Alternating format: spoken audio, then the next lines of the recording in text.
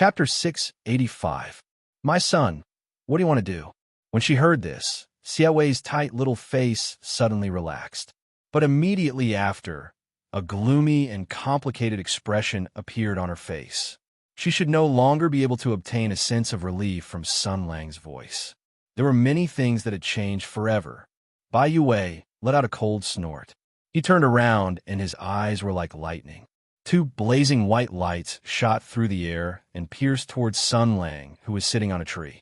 Sun Lang stretched out his hand, and two invisible sword energies dissolved the white lights. He clicked his tongue and said, "Child, you've improved." Bai Yue said coldly, "You came quickly." Sun Lang glanced at the little fairy and then looked at the demon sword in Xiaowei's hand. He said with a smile, "What, if you didn't come quickly? Could it be that I had to wait until B***TCH rejected your temptation and wanted to spend the rest of her life with a naive sword master? In the end, you, the great demon king, brazenly snatched her away. The demon and the sword were separated by life and death, sad and miserable, almost beaten into a dead pig.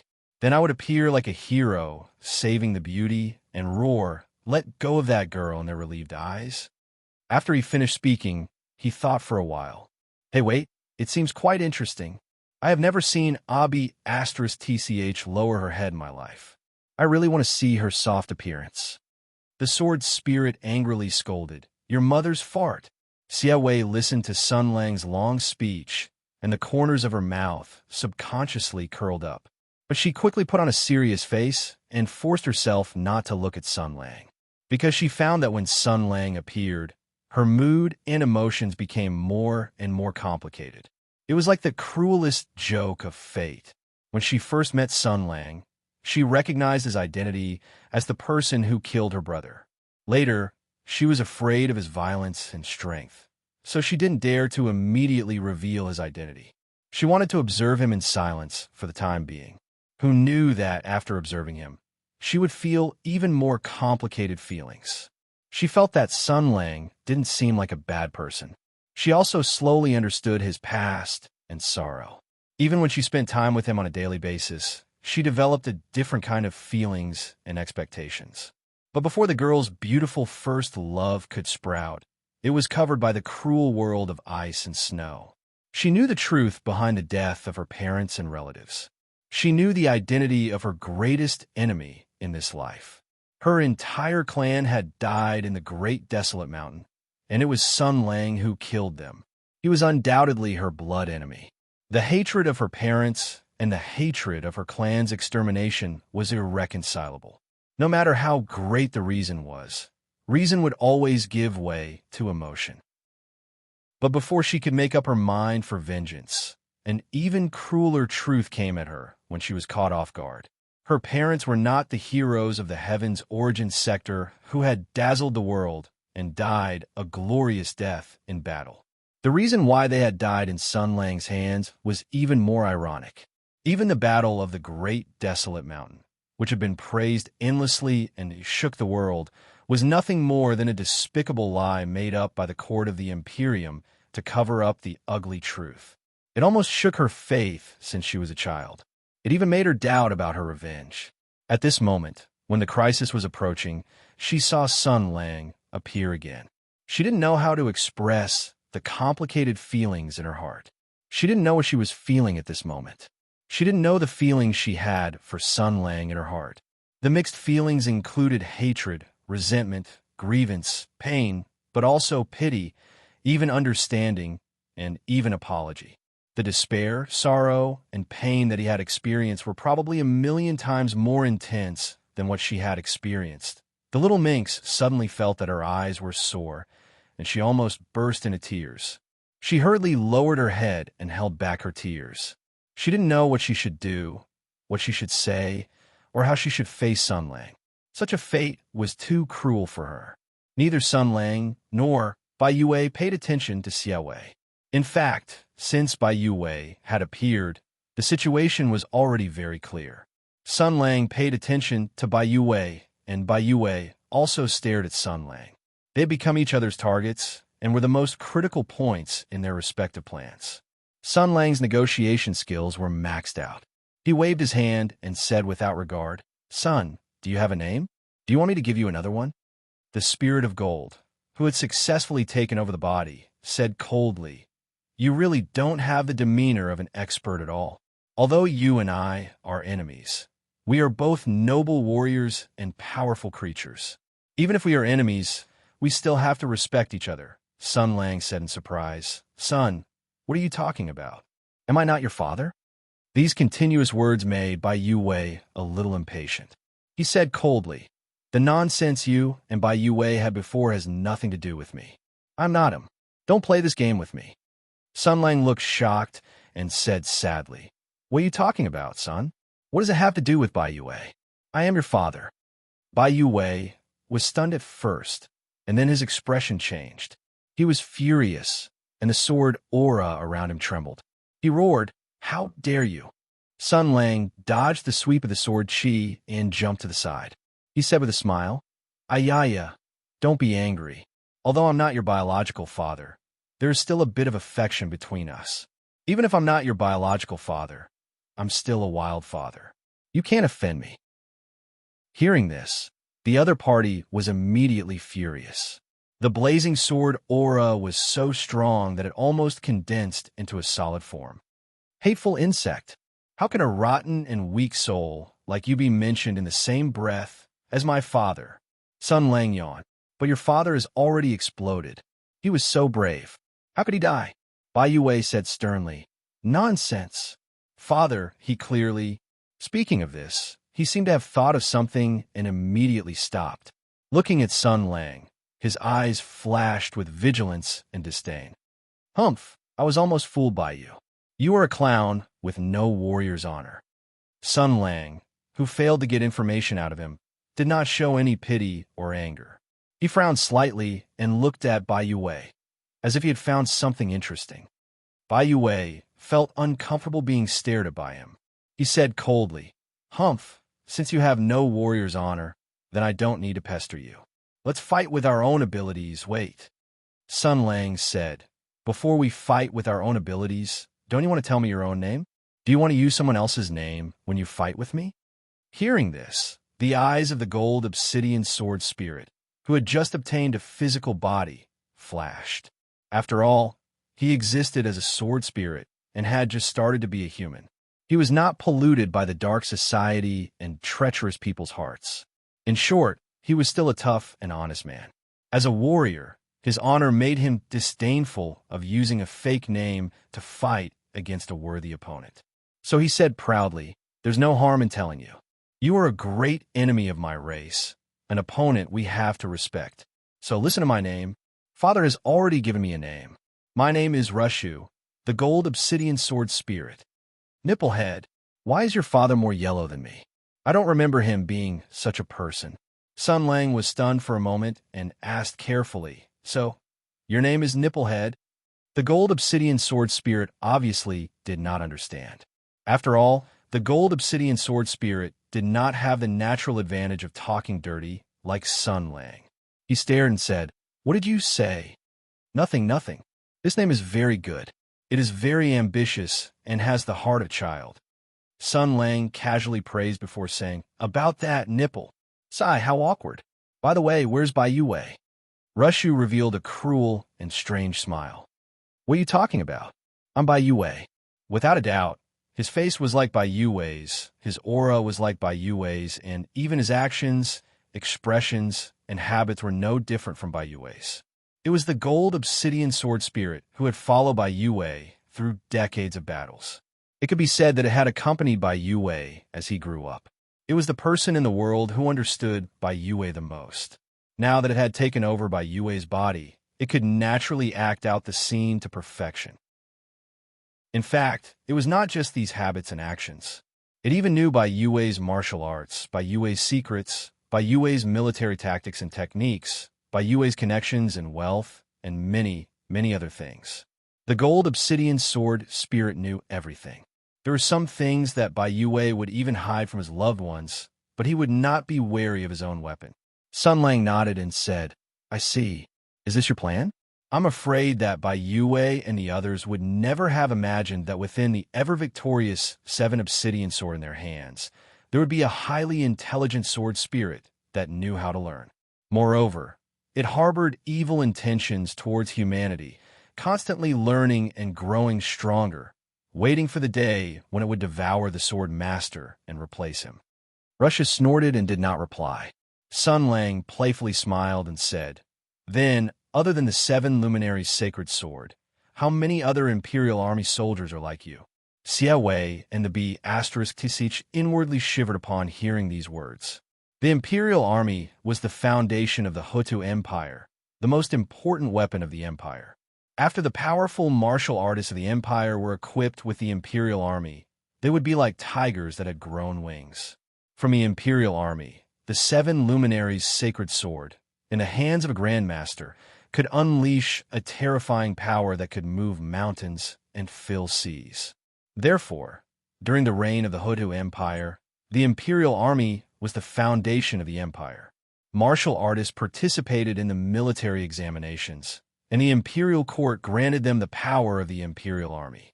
From then on, they would rise rapidly.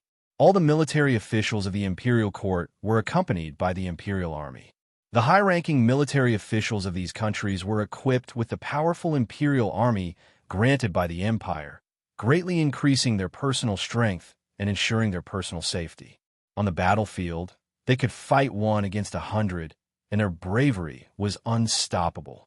Then, if the Imperial Army in their hands also had an artifact spirit like the gold obsidian sword spirit, then, almost overnight, these artifact spirits that understood their master's temperament, habits, and even various skills would silently change the blood of the upper echelons of the Empire's military.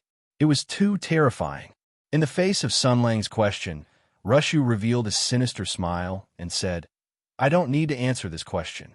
Sun Lang said indifferently, At this moment, logically speaking, shouldn't you be giving a smug speech about the great Demon King?"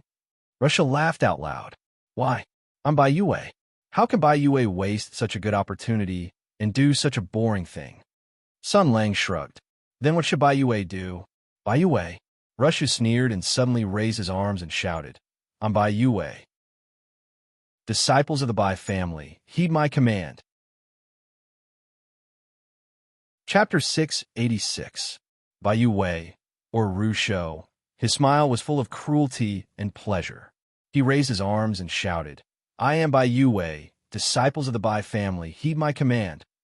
This vigorous voice was infused with inner energy. The mountains responded, and the rumbling sound waves spread in all directions. It was as if every rock was repeating his voice. Everyone, both inside and outside the Bai clan fort, heard the words clearly. As the gold radiant sword spirit, Rushu had already planted a seed in Bai Yue's body. After waiting for 2 years, he finally took over the gold radiant sword saint. As one of the top warriors in the world, Bai Yue's decades of cultivation of pure and profound inner energy was all obtained by Rushu. Coupled with the gold radiant sword's powerful and mighty gold radiant chi, the combination of the two was undoubtedly the best of 1 + 1 = 2. It could be said that Rushu's current strength had already surpassed Bai Yue's when he wielded the sacred sword at his peak. After all, he was the gold obsidian sword spirit. His control and application of the sacred sword's power was definitely far superior to Bai Yue's. Furthermore, he had also absorbed the old master's internal chi and martial cultivation, creating a brand new powerful monster. This was the true unity of man and sword. But the most frightening thing was that not only did he have Bai Yue's martial arts, but he also had Bai Yue's cunning. When he shouted, "Disciples of the Bai family, heed my command," countless people in the Bai castle cried tears of joy. In the past few years, the Bai clan's meteoric rise was all thanks to the gold elemental sword sage's reputation. It could be said that Bai Yue was the Bai clan's god, the Bai clan's god. Now that the Bai family was facing such a calamity, war cries rang out everywhere. Flames burned the sky, rumors spread, and cries were heard everywhere. The elders of the various branches, who were usually shrewd and astute, were all in a panic. There was no one to help them. Countless people panicked and kowtowed to the heavens, praying to the gods to help the Bai family survive this calamity. The reason for all this was because the old ancestor hadn't appeared. The fire had already reached the eyebrows. Why hadn't the old ancestor made a move when the enemy had already come knocking on their door? This extreme abnormality and severe situation made many people feel uneasy. They were completely flustered. After all, Bai Yue was the pillar of the Bai family. If this pillar collapsed, then the monkeys would scatter when the tree falls. However, at this critical juncture, the ancestor's voice was finally heard. His voice was majestic and vigorous, and it was full of energy. There was no sign of injury or insanity at all. The rumors of the past 2 days were all destroyed. The elder ancestor was not injured, he did not go crazy, and he did not run away. He was alive and well, and his martial arts were excellent.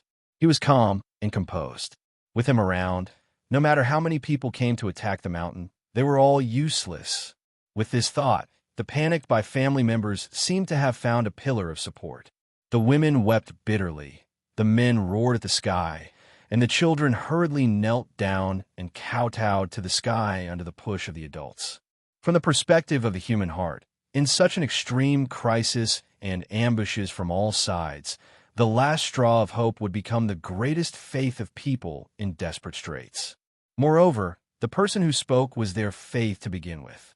Therefore, Rushu looked at Sun Lang with a cruel smile full of pleasure.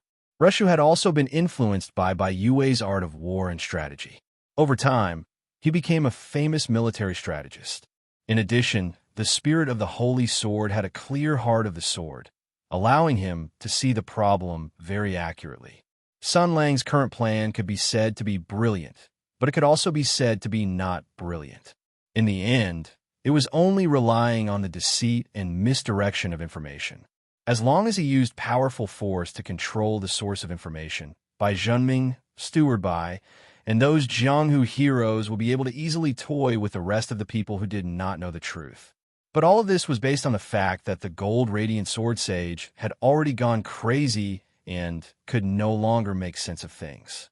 Therefore, when the brilliant and clear-headed Bai Yue appeared, he only needed to say a few words to immediately stabilize the wavering hearts of the people in Bai Castle, and even suppress those martial artists who were attacking the mountain. After all, those people had not yet attacked Bai Castle, had not yet been splashed with the blood of the innocent, and had not been dazzled by the grandiose buildings and luxurious treasures. At this moment, they were all righteous avengers, heroes of Jianghu who had come to attack the mountain in anger after hearing that their seniors and masters had been killed by Zhenming's explosion. That was all. Therefore, when they heard that their seniors and senior masters of their own sect were fine, they would at least stop and watch suspiciously. Then, he would be able to further expose Sun Lang's scheme. The martial artists who had not been killed by him and by Zhenming, who had been tortured to the brink of death by him, would all be irrefutable witnesses. Therefore, the situation could be reversed, and the dangerous situation could be reversed. When the truth was revealed, the people here would spread the news of what had happened today to the whole world. They would spread the news that someone had framed the heroes of Tianyuan, tortured the Bai family, and played a conspiracy. Because he was Bai Yue, could Bai Yue's words be false? As for how Sun Lang would react, and whether he would kill to vent his anger, it was none of his business. He was the noble gold radiant spirit, and he was Rushu. The life and death of a group of primitive human beings had nothing to do with him. This was Rushu's plan. He had already considered the cause and effect of the situation and understood the best way to deal with it. This was an open and above-board scheme. Sun Lang had used everything that Sun Lang had done to set up a vicious scheme that would cause the Bai family to fall into the abyss. However, the mantis stalks the cicada, unaware of the oriole behind. Everything that Sun Lang had done would be used by his enemies and returned to him. At that moment, Rushu was in no hurry to immediately expose Sun Lang's scheme. He looked at Sun Lang and smiled smugly. "Little guy, what do you think?" Sun Lang was very calm as he said indifferently, "Since you are not Bai Yue, don't imitate his disgusting tone." Rushu's smile was filled with malice. Everything he has been taken over by me. Everything I have now is a gift from him. I will replace him and naturally inherit everything he has. For example, his status, his family, his identity, and naturally, some of his obsessions. The two of you are fated to be master and disciple. He taught you many things, but he did not teach you well. Today, I don't mind educating you on his behalf. But to Rushu's surprise, Sun Lang was not angry or angry. This left the gold-radiant spirit puzzled. Therefore, he added fuel to the fire. So, what did you learn from his failure? You're always like this. You are too rash and do not consider things thoroughly. You believe in yourself too much. Sometimes it is not a good thing. He actually imitated Bai Yue's tone in his memories and began educating Sun Lang in all seriousness. He imitated it very well because he spent all his time with Bai Yue. He also knew that Bai Yue had once taught the young man in front of him. Sun Lang dug his ears and said indifferently, "First, the present me no longer needs Bai Yue to teach me anything. Look at his outcome. Do you still have the cheek to criticize me? Second, don't imitate him. You're not him at all. Do you think you imitate him very well? Son, let me teach you a lesson in advance. Sometimes, no matter how well you imitate, you are ultimately not that person. You have to remember it well." Rushu sneered. "How is it not alike? I've followed him for a very long time, and his memories are my memories. I know everything he knows, and I know everything he knows. The way he speaks, his habits, and even some of his little tricks, I know them like the back of my hand. I dare say that even his son can't tell the difference between him and me. How are we not alike?" With that said, his expression turned serious as he looked at Sun Lang. His expression was dignified, but his eyes shimmered with a benevolent glint. He said slowly, "Little guy, don't you recognize me?" Rushu imagined that Sun Lang would fly into a rage, but he didn't. Sun Lang only smiled at him before his smile instantly vanished. His entire bearing turned ethereal and vast. His eyes turned extremely indifferent, as though he was a god above the clouds. His tone was dignified and his voice was real, yet illusory. It was like an echo from the 9 heavens. "My son, remember this. Arrogance is your greatest enemy." Rushu's expression changed drastically as he said angrily, "What audacity! Shut up. You are courting death."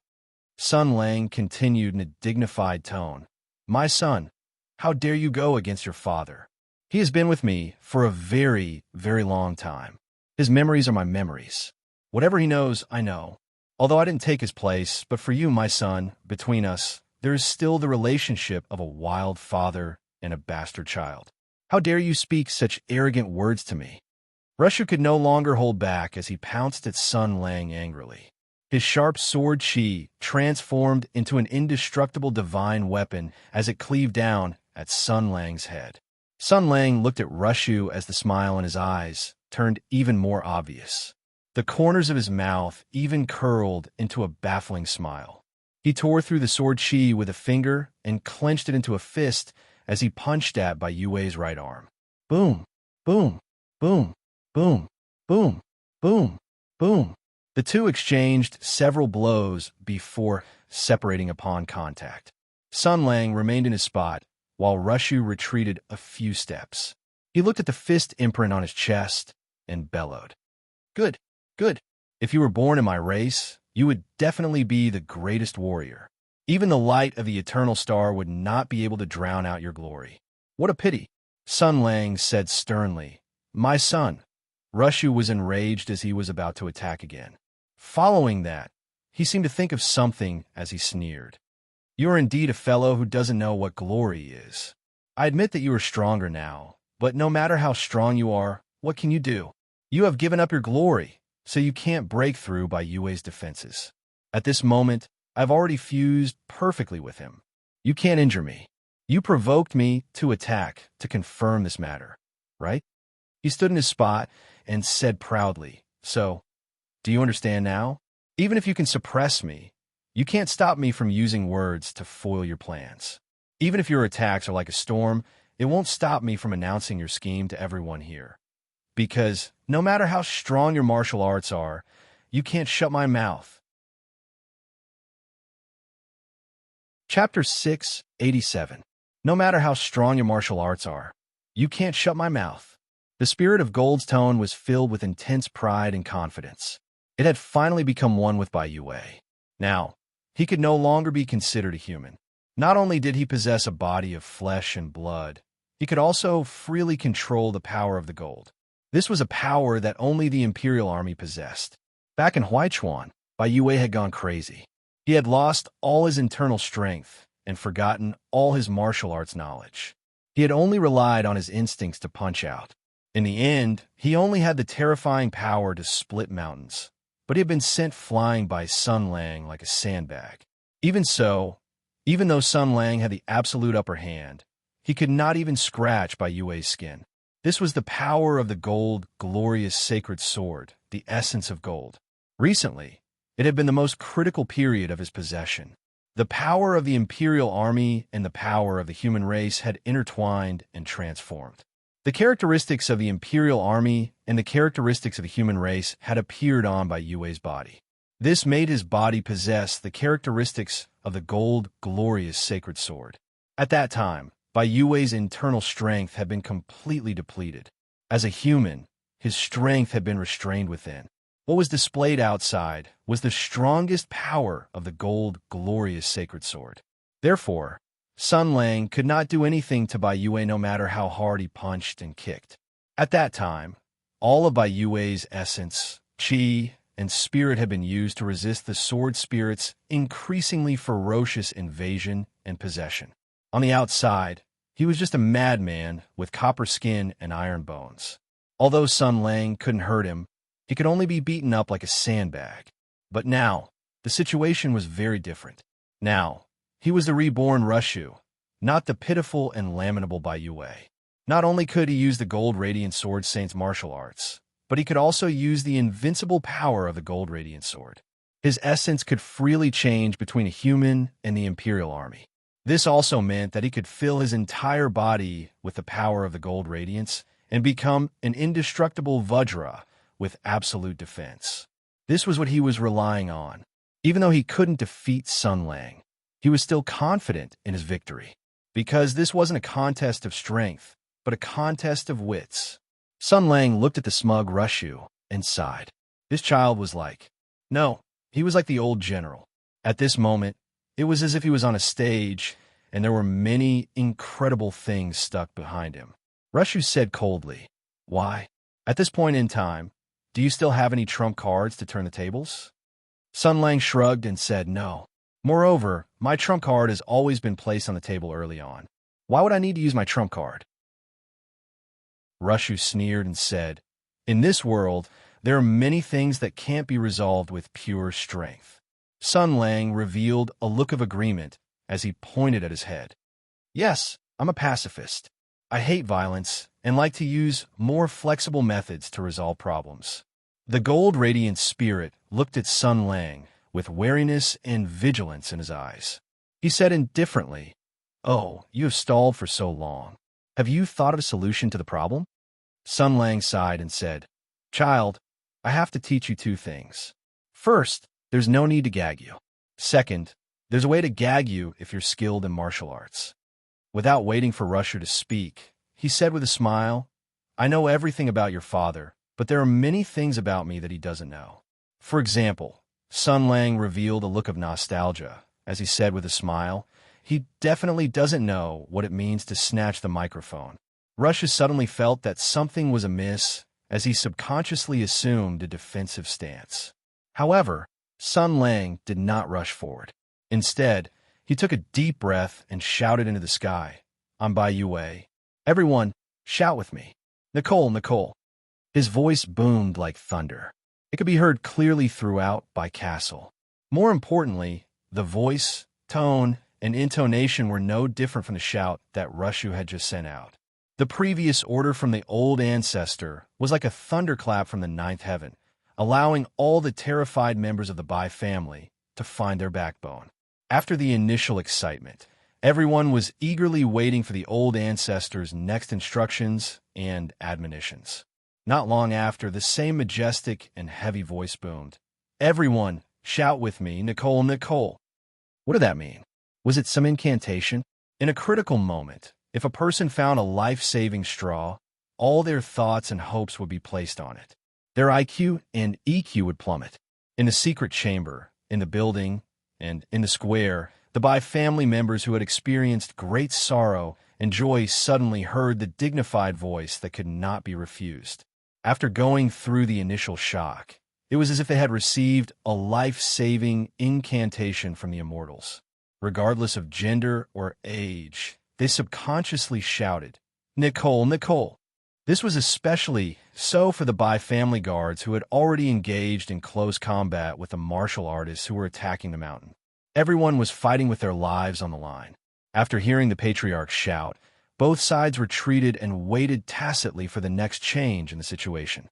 However, both sides had already seen casualties and were glaring at each other angrily. The Bai family guards, who were filled with hatred and hostility towards the invaders, gripped their weapons tightly and waited for the old ancestors' reprimand. If the old ancestors' order was to F*CK them, then they would definitely erupt with 120% of their courage and bloodthirst and fight these audacious invaders to the death. Then they waited for Nicole. When a person was in a life and death situation, their emotions would always be more intense than usual. For example, on the battlefield, if a recruit touched a machine gun, he would probably be able to empty all the bullets in one breath as soon as gunshots rang out around him. Therefore, the Bai family guards did not even think too much about it. Their extreme emotions and brain circuits that had been infected by the bloody light naturally treated this strange sentence as some kind of incantation to defeat the enemy, as if this incantation could attract the heavenly thunder to strike the enemy to death. Many of them had already jumped up and laughed wildly. They pointed at the martial artist opposite them and shouted, "Nicole, Nicole, Nicole, Nicole, Nicole." The martial artists opposite them were also given a fright. When they saw the crazy actions of the other party, their simple and superstitious worldview also treated by Yue's brainless teaching as some kind of incantation. They jumped in fright and hurriedly dodged. It was as though what came from the other side was not words, but some kind of hidden weapon. However, nothing happened. Both sides looked at each other and were dumbfounded. On the other side, Rushu was also alarmed. He was so alarmed that he did not immediately react. As a simple sword spirit who had just become a human, he never imagined that there would be such a despicable and shameless maneuver. He was enraged before he realized that this was Sun Lang's vicious scheme to fish in troubled waters. He subconsciously looked up and shouted, "I'm the real Bai Yue. Don't be fooled." These words also rumbled out. Be it the rich inner strength or the authoritative tone, it clearly came from the powerful golden radiance sword sage. Therefore, we've been fooled. We've been fooled. We've been fooled. We've been fooled. In this tense confrontation, the Jianghu heroes and the Bai family guards looked at each other. I looked at each other. The air turned silent for a moment, filled with awkwardness. Uffed. It was unknown who was the first to laugh. Then, the Jianghu heroes immediately burst into hysterical laughter. They pointed at the Bai family guards opposite them and stomped their feet in laughter. Someone even imitated their accent. They're Nico, Nico, Nico, Nico, Nico. Ha ha ha ha. The Bai family guards fell silent for a moment before they roared angrily. They raised their weapons and charged forward again. The scuffle began again, and the fight over the microphones continued. Rushu had just revealed his identity, but before he could complain about Sun Lang's atrocities, Sun Lang shouted first, "Yes, he's a fake. I'm the real Bai Yue, your former patriarch. Now I give the order." Rushu flew into a rage. He was a pitiful sword spirit. After all, he had no idea what to do when he encountered a shameless microphone hog. When he heard that, he shouted, "The person who spoke is called Sun Lang." Sun Lang mimicked Rushu's tone and shouted, "That's right. No matter what he says, don't believe him. Boys, it's time to protect your home. From this moment forth, unless I appear in front of you, don't listen to anything. This person is mimicking my voice to mislead you. Don't believe him." Rushu bellowed angrily, "Shut the F***K up." Sun Lang shouted, "It's happening again, you bastard who fishes in troubled waters. I'll definitely not let you off. Bastard, take this. The gold spirit was infuriated as a sharp sword beam surged out violently. The resplendent sword beam surged into the sky as it attacked Sun Lang. I'll kill you. Ah! Sun Lang crossed his palms and shattered the sword beam. He clicked his tongue and said, My son, how are you as shrewd as Bai Yue? You were just mentioning Bai Yue's past to infuriate me? Hurry up and take a dump. Your father has never won an argument with me. How dare a bastard like you compete with me? Dream on. Rushu roared in anger as the gold spirit sword beam transformed into countless resplendent sword beams. They accompanied his storm-like attacks as they surged towards Sun Lang. Sun Lang's palms danced gracefully as he flicked his fingers, resolving the storm-like attacks one after another. As he parried, he said, Ayaya, my son, what have you learned from this failure? You're always like this. You're too rash. You don't consider things thoroughly and believe in yourself too much. Sometimes it's not a good thing. Having been slapped in the face at the speed of light and having it done the same to him, Rushu's rage increased threefold. What was left of his rationality was tainted by his rage. He launched an even more ferocious offensive against Sun Lang. Sun Lang remained calm and composed as he said, The two of us are indeed fated to be a bastard and a bastard. No matter how you view me, I'll always treat you as a bastard. When a father hits his son, there has to be reason. I've already told you why there's no need to gag you. Now, I'll tell you again if I can gag you. After teaching you this, I'll tell you the third thing. Rushu immediately sensed that something was amiss. He wanted to retreat, but he was firmly held back by Sun Lang. Sun Lang said with a smile, My son, how does it feel to turn from a sword spirit into a human? The colors of this world. There are many beautiful things in this world. Look at the beautiful sky. Listen to the sound of the wind. You can sense the splendor of this world. And today, as your father, I'm going to give you the best of all, the sensations of taste and smell. Then, open your mouth. Daddy will treat you to shit. Chapter 688. Upon hearing this, Rushu instantly felt his hair stand on end. Even as the fearless spirit of gold, its rock-solid soul still shuddered instinctively at this moment, as if it had seen a terrifying natural enemy. Rushu knew that this was an instinct of Bai Yue's body. It was a terrifying memory engraved in his body. It was a memory that resembled hell. Even though Bai Yue had lost his memories, he still remembered it clearly. It was the smell of hell. As expected, a yellow metalkin appeared in Sun Lang's hand. It was orange-yellow, flat and round. It looked ordinary, but in Rushu's eyes, it was the source of the sonic boom with the highest energy rank. Sun Lang grabbed the metal can and pressed it at Rushu's face.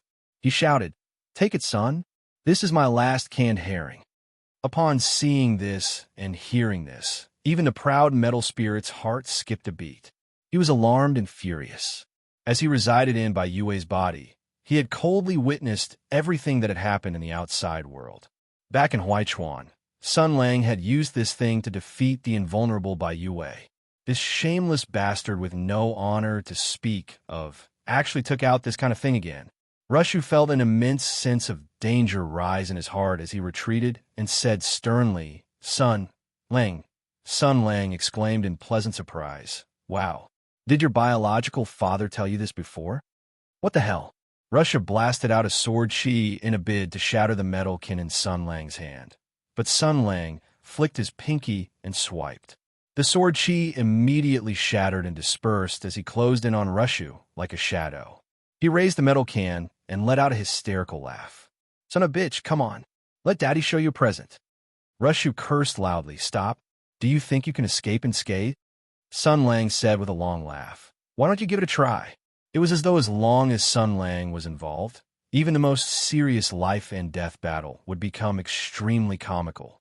This should have been an earth-shattering battle of the 7 luminaries.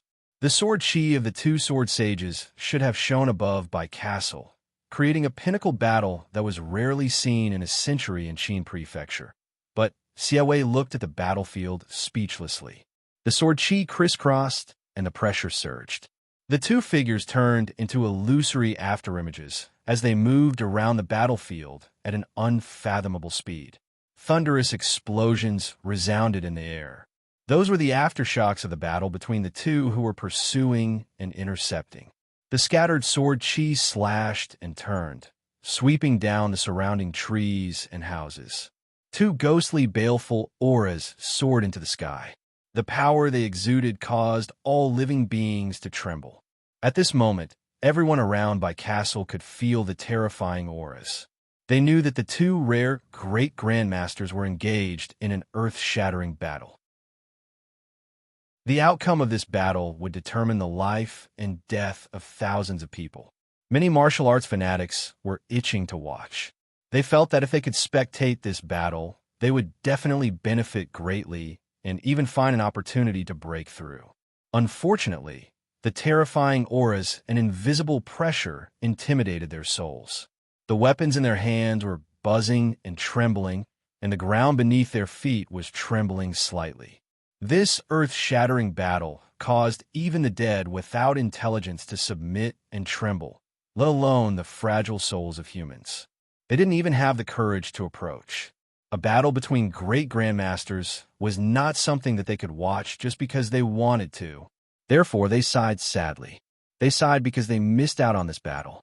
If Xia Wei could hear their thoughts, he would definitely say, "There's no need to sigh."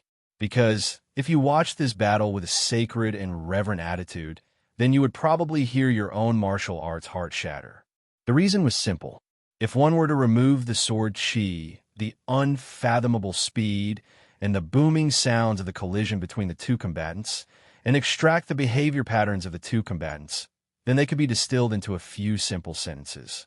That is, one great grandmaster held up something filled with thick feces and wanted to cover the other great grandmaster's face with it.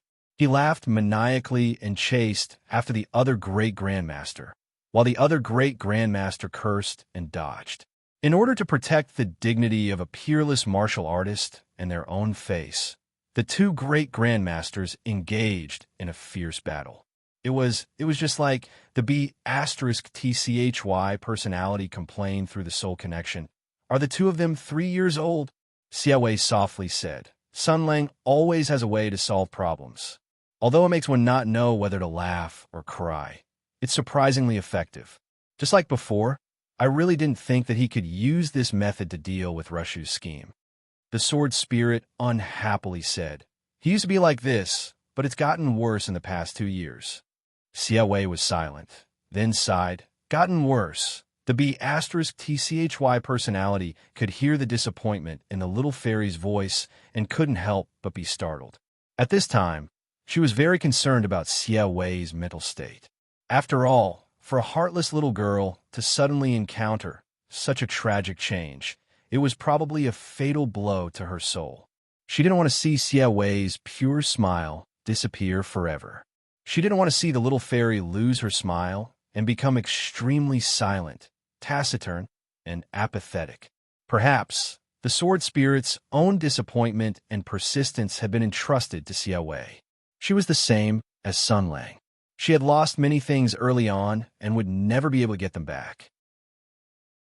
Therefore, the sword spirit worriedly asked, "What's wrong with you?" Xia Wei looked at the field. Sun Lang was madly chasing after Rushu. He was holding up the metal can and laughing like an idiot, like a little kid who was madly chasing after his playmate with a secret weapon. His face was filled with childishness, and Rushu's expression was one of horror and anger. But there was nothing he could do. It was a very interesting scene, a very comical scene. It looked like it also wanted to laugh. It was clearly a serious matter. Rushu had clearly recovered from Bai Yue's body. With such a powerful posture and imitation, he could reverse public opinion at any time and put Sun Lang in danger. However, in the face of his opponent's provocation and strategy, Sun Lang calmly made strange moves one after another. He used a method that left one at a loss whether to laugh or cry, to play with the arrogant and dangerous gold radiant sword spirit in the palm of his hand. He was very impressive, very powerful, and so confident and leisurely. It was as though nothing could stump him, as though nothing could scare him. He was not afraid of anything and always had a way. But Xia Wei clenched the demon sword in his hand and whispered, even if he has that metal can, even if he can scare Rushu, what can he do? He can't kill Rushu in the end. Even if he can slap that thing in Rushu's face, he can't completely shut him up and resolve this crisis. When the sword spirit heard this, it was indeed the case. She immediately found it odd. What does this have to do with you? The two of you are already in such a state, so why are you still worried about him? She did not ask, and Xia Wei did not plan on answering her question. This was because the little demoness had not finished speaking. The girl's slender and fair fingers tightly gripped the blade of Ji-Du, her voice choked with sobs. He can't hurt Grandpa with his bare hands, but he can with a weapon. He once used Ji-Du to defeat Bai Yue, and once used Ji-Du to injure Bai Yue. He clearly didn't need to use such a troublesome method. He clearly only needed to hold the sword, and with his ability, he could have easily killed Rusho, but she could no longer speak, and tears began to fall from her eyes. The sword spirit understood Xia Wei's thoughts. He clearly only needed a powerful weapon. He clearly only needed to use Ji-Du to resolve the problem. After all, Sun Lang had done the same thing before. However, Sun Lang used the most troublesome method to deal with it. He did not lend the sword, nor did he try to snatch it. From beginning to end, he did not even look at Xia Wei or say a word. However, Xia Wei was not sad because of this disregard. She was sad because of the complete change in their relationship. The hatred of the entire clan, the tears of blood on the great desolate mountain, Sun Lang's sorrow, and Xia Wei's sorrow. Two bottomless ravines lay between the two.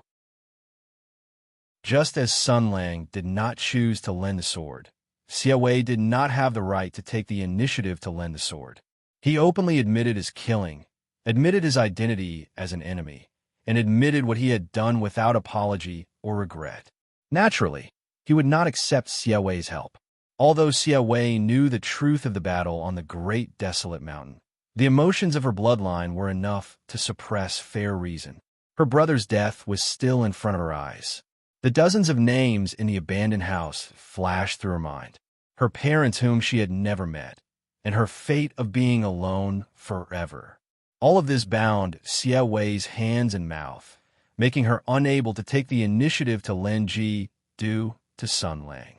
Hatred was enough to devour a person, forever change that person's position, change that person's way of thinking and behavior, make kindness become hesitant, and cast a shadow over beauty.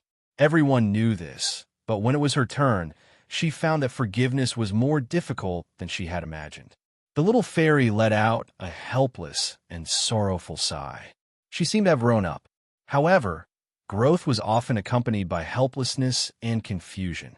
No one could resist the unseen fate. The sword spirit knew Xia Wei's mood, but she could not comfort this little girl. Therefore, she could only sigh in disappointment. Forget him. Maybe coming out this time was a mistake. Sun Lang was right. Hatred can devour a person. I feel that I have changed a lot, so I want to go home. I don't want to set foot in this terrible world anymore. As long as I stay in the valley, I can live a carefree life and be safe. That's better than anything else. The sword spirit was silent for a moment, then said, If this is your idea, I will accompany you. No need, Sister Lu. Xia Wei smiled. I can do it alone. You still have things to do. Staying in this cold sword, you can't feel the coolness of the wind or the warmth of the sun. You can't eat delicious food. You can't sleep in a warm bed. How sad would that be? Do you remember what Sun Lang said to you? He said that he could give you a chance to become a human again. A calm smile appeared on the little fairy's face. But at this moment, the situation in the field changed again. Suddenly, Sun Lang let out a triumphant laugh. I caught you. Chapter 689. He had been caught. This was a very normal thing. Even the gold-radiant sword spirit, which had comprehended Bai Yue's lifelong learning and the spirit of the Imperial Army's supreme talent and bright sword heart, could not match Sun Lang's martial arts cultivation, because the latter had already reached a level of martial arts that mortals and even the Sky Demon could not imagine. Rather than calling it martial arts, it was better to call it curse. This power was born on the battlefield of endless bloody battles, the ultimate sublimation from endless slaughter. It was the embodiment of slaughter, the ultimate of martial arts. This kind of power was unprecedented and would not be replicated in the future. Even if the same battlefield was replicated, it would not be able to cultivate someone like Sun Lang. Back then, he had been able to survive on that battlefield because all kinds of rare conditions had been met. His state of mind at the time, his previous experiences, the sacrifices that others had made for him, the fury of being a puppet and fighting for a world that had nothing to do with him for 6 years, the betrayal, abandonment, use, and sacrifice. All of these became the motivation to live on, the most fervent fuel that ignited the fire of his life and forced him to live on. No matter how many enemies there were, he had to persevere and kill all of them, leaving no one alive. You all thought that I would quickly collapse, but I had to endure. You all thought that I was always thinking about revenge, so I'll show you. You all wanted to kill me, but I had to survive. You all took everything from me, so I'll take it all back one by one. Everything on the final battlefield of the great desolate mountain finally gave birth to this terrible monster. Rather than saying that it was a coincidence, Sun Lang firmly believed that this was fate. In this world, there was karma, and good and evil would be repaid. What was done must be paid, and what was lost must be taken back. The Empire's current predicament stemmed from the bitter fruit they had planted before. They had too many opportunities, but because of their despicable, suspicious, and selfish hearts, they had pushed things to the current situation. Right was right, and wrong was wrong. When they summoned an innocent person from another world to this world, making it impossible for him to ever return home, making it impossible for him to ever see his loved ones, and forcing him to kill for a world that had nothing to do with him, then their actions had no justice to speak of. Moreover, they had even planned and put into practice the vicious plan of killing the cunning rabbit and cooking the fox and dogs. How could there be such a wonderful plan in this world? How could there be such a good thing? Sun Lang sneered as he grabbed Rushu's wrist. The spirit of gold glory shot out an intense, blazing sword chi that stabbed at Sun Lang like a hedgehog, but it was blocked by an invisible force. Even the imperial army born from the body of a sword sage, the devil, had powerful enemies he could not withstand. What the other realm sky demon could not do 2 years ago, he naturally couldn't do either. Sun Lang held the canned herring in his right hand as he looked at Rushu's ferocious and despairing expression. However, he didn't immediately smack him. Instead, he said, "Just as you think, although my martial arts are strong, I can't hurt you. This is also the truth. However, although I can't hurt you, capturing you isn't a problem." Rushu revealed a crazed look of desperation as he roared, "Come at me, if you have the guts. Using such a method without any warrior's honor to achieve your vile interests. Using that stinky object to humiliate me. Do you want to smear that disgusting thing in my face? Then come at me." Sun Lang shuddered. "Why are you so infuriated?" Rushu glared at him angrily. "There's no point in saying anything more. Don't think you can defeat a mighty warrior of the sacred ones like this."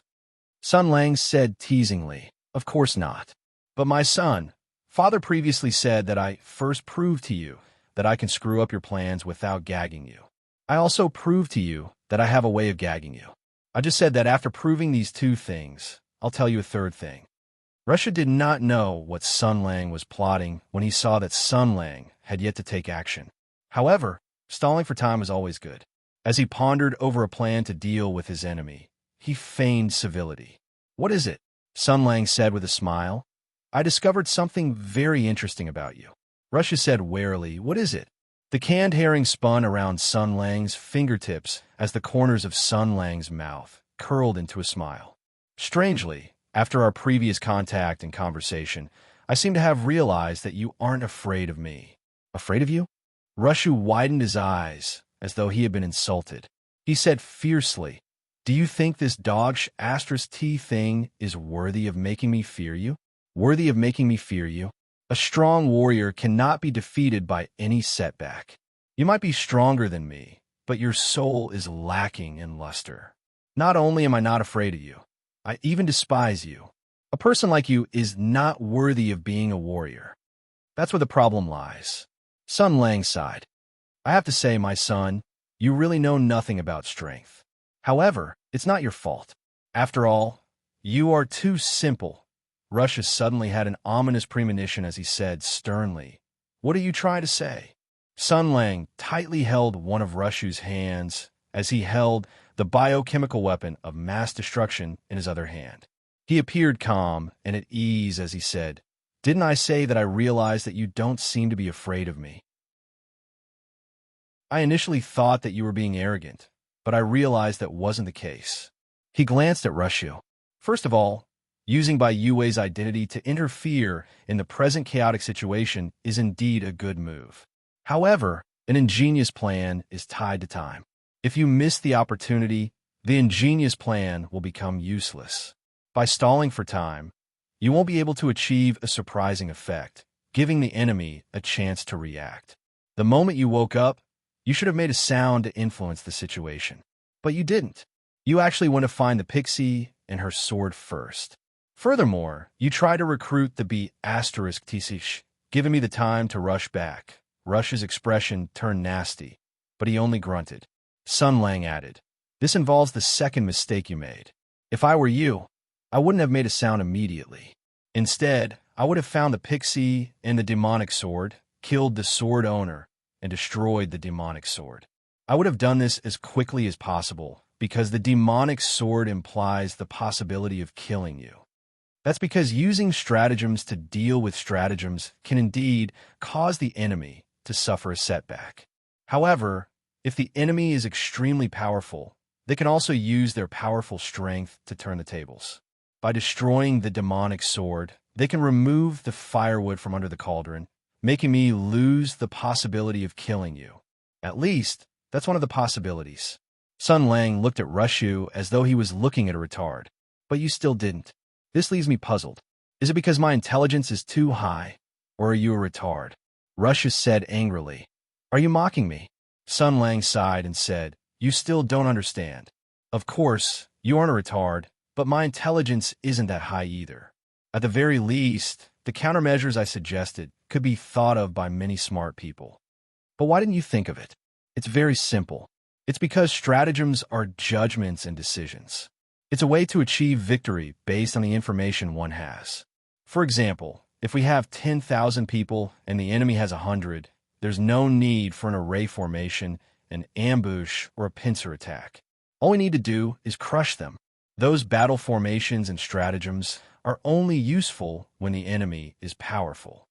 Rushu turned more confused as he listened. He shouted sternly, "Stop babbling. What are you trying to say?" "Sigh, silly son." Sun Lang sighed as he looked at Rushu and said indifferently, "This is what I previously discovered. You don't seem to be afraid of me, so you aren't cautious or anxious at all. The reason why you didn't take the action I suggested, and instead took your time to recruit B*Tsh and only carried out your plan when you confronted me, was because you weren't afraid of me, so you weren't in a hurry. You weren't in a hurry, and you didn't seize the opportunity to win as if you were facing a great enemy. You even greeted me leisurely and showed off in front of me, wanting to see me angry. Aren't you too arrogant?" Sun Lang shook his head and said, "However, I was wrong. It's not your fault. You're just too young. There are only two reasons why you aren't afraid of me. First, you overestimated yourself. Second, you underestimated me. The possibility of you overestimating yourself doesn't seem too high. After all, you have Bai Yue's experience and wisdom. That old bastard is still capable of putting up a front. Then, you underestimated me." Sun Lang's eyes were filled with pity. "What a pitiful child," Rushu said coldly. "Aren't you being too arrogant? I've previously said that you are a formidable foe of my race. Although it's a life-and-death feud, we still gave you the greatest respect. You," Sun Lang said with a smile, "you have always been lurking in the Holy Sword, growing up with Bai Yue. You watched the battle on the desolate mountain from beginning to end. Logically speaking, those who watched everything from the sidelines would treat me as the most terrifying monster on this planet. They wouldn't even be able to muster the courage to fight me. But you are still so arrogant and naive.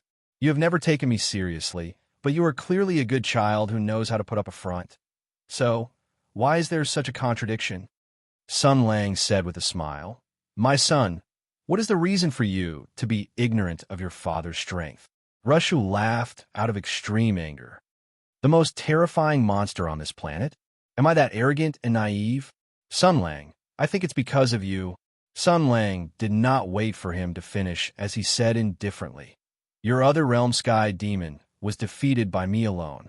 Rushu blinked as though he did not hear the sentence clearly.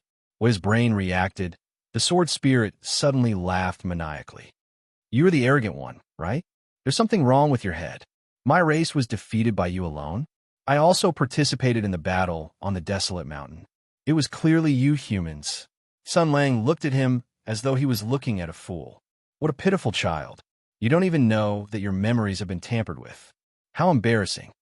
Rushu's heart palpitated as an ominous feeling surged from his heart. What did you say? Before he could finish his sentence, Sun Lang threw away the canned herring. His right hand reached out at lightning speed and pressed down on Rushu's face. Instantly, a power that left Rushu horrified surged out of Sun Lang's body. The gold obsidian sword spirit exclaimed, What is this? How is this possible? What are you doing? Sun Lang's eyes were indifferent as he met Rushu's horrified gaze. He said, Child, I'll tell you the third thing now. Why did I say you weren't by Yue? Chapter 690. When he first met Rushu, he did not directly attack him. Instead, he chatted with him. When he was proudly flaunting his plans and achievements, he did not directly attack. Instead, he played along with his words, making him feel smug and happy.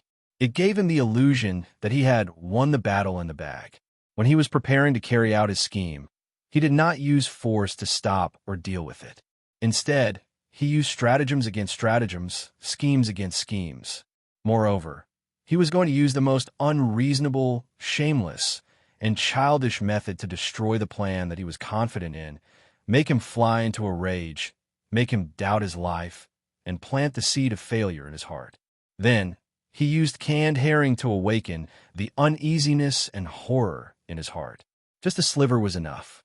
He controlled him and did not immediately attack. Instead, he continued talking to him slowly. He talked about his fallacies, his inadequacies, and his naivety. He controlled the rhythm of the battle and guided the changes in his emotions. Finally, he made the cruel reality appear in front of him in the most intense manner. It made him feel shock and confusion that shook his soul. It was just an instant. When he attacked, it was not to kill him, but for other purposes. Sun Lang pressed down on Rushu's head as a terrifying power that left the spirit of metal surged out of his body. Rushu quickly realized the changes in his body. He roared as his expression turned hideous. How is this possible? How is this possible? He actually dares. Dream on, Sun Lang said calmly. You should know best if he dares to do so, right? Rushu looked at Sun Lang with a sharp gaze as he said fiercely, Are you extending a helping hand to him? Why? Are you planning on sparing him? Have you forgotten the hatred in your heart? Have you forgotten the pain of being betrayed? Sun Lang's expression was very indifferent. No, it's just to make up for the regret at the desolate mountain. I thought that battle would be our most exciting battle, but unfortunately, it wasn't. After 2 years, is there anything strange about having a long-awaited battle with him before he dies? Rushu was just about to speak when an intense pain flashed in his eyes. His expression instantly turned hideous as thick veins protruded from his neck. His face flushed red. Sun Lang looked at him and said calmly, Unexpected? Don't tell me you've forgotten that among all the generals of Tianyuan, he and I are the 2 generals who work together the best. Is that strange? The white sword aura surrounding him was vibrating violently. His inner strength, his gold sword aura, and even his body were rebounding violently. All of this happened on this supposedly perfect body. He said with difficulty, What's going on? Sun Lang sighed. Haven't you realized it yet? You said you followed by Yue for a long time and knew everything about him like the back of your hand. You said you were by Yu Wei, but you underestimated him. You look down on him, don't you? Rushu gritted his teeth and said, that's right. This pitiful human, betraying his own heart, betraying the soul of the warrior for the selfish and dark emperor. What a pitiful worm. Yes, he's a pitiful and pitiful fool. Sun Lang said, but don't be mistaken. Other than me, no one has the right to say such things about him, much less a worm like you. At the same time, the hand that was pressing down on Rushu's head did not hesitate to inject strength into him. The strength was precise and mystical as it tore at Rushu's soul with an extremely intricate and profound technique. At the same time, in Rushu's soul sea, another unyielding will began to stir. Amidst the pain and shock, the gold radiant sword spirit realized the predicament he was facing. Although he had countless doubts, it did not stop him from recognizing the present situation. This was a trap set up by Sun Lang and by Yu Wei. How is this possible? Sun Lang had only reunited with Bai Yue back in Huaichuan. Back then, Bai Yue had already gone mad.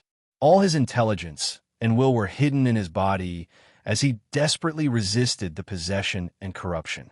Everything he did was under my control, and a mad idiot would not have informed Sun Lang. How did they hit it off so easily? He could not figure it out. He could not figure it out no matter what. He did not even know how he had lost. This was the most unbearable failure. Rushu's eyes turned red as he gritted his teeth. When did you discuss this? When did you discuss this? Sun Lang smiled faintly. Probably just now. When I realized that you weren't afraid of me, the two of us reached a consensus. Rushu roared in disbelief. Just because of this trivial matter, you were able to realize his thoughts and cooperate with his plan? Sun Lang said calmly, just because of this is enough. You shouldn't be afraid of me. The reason you aren't afraid of me is definitely because your memories have been interfered with. There are only two groups of people who can interfere with your memories. The first is the Emperor and your father, but there's no need for them to deceive or mislead you. This is because your father only needs to say a word for you to die for him without any hesitation. Then, there's only the second possibility. This is a backup plan left behind by Bai Yue. He's not someone who will sit still and wait for death. Therefore, while you were advancing triumphantly and corrupting his mind, he gave you a mental suggestion.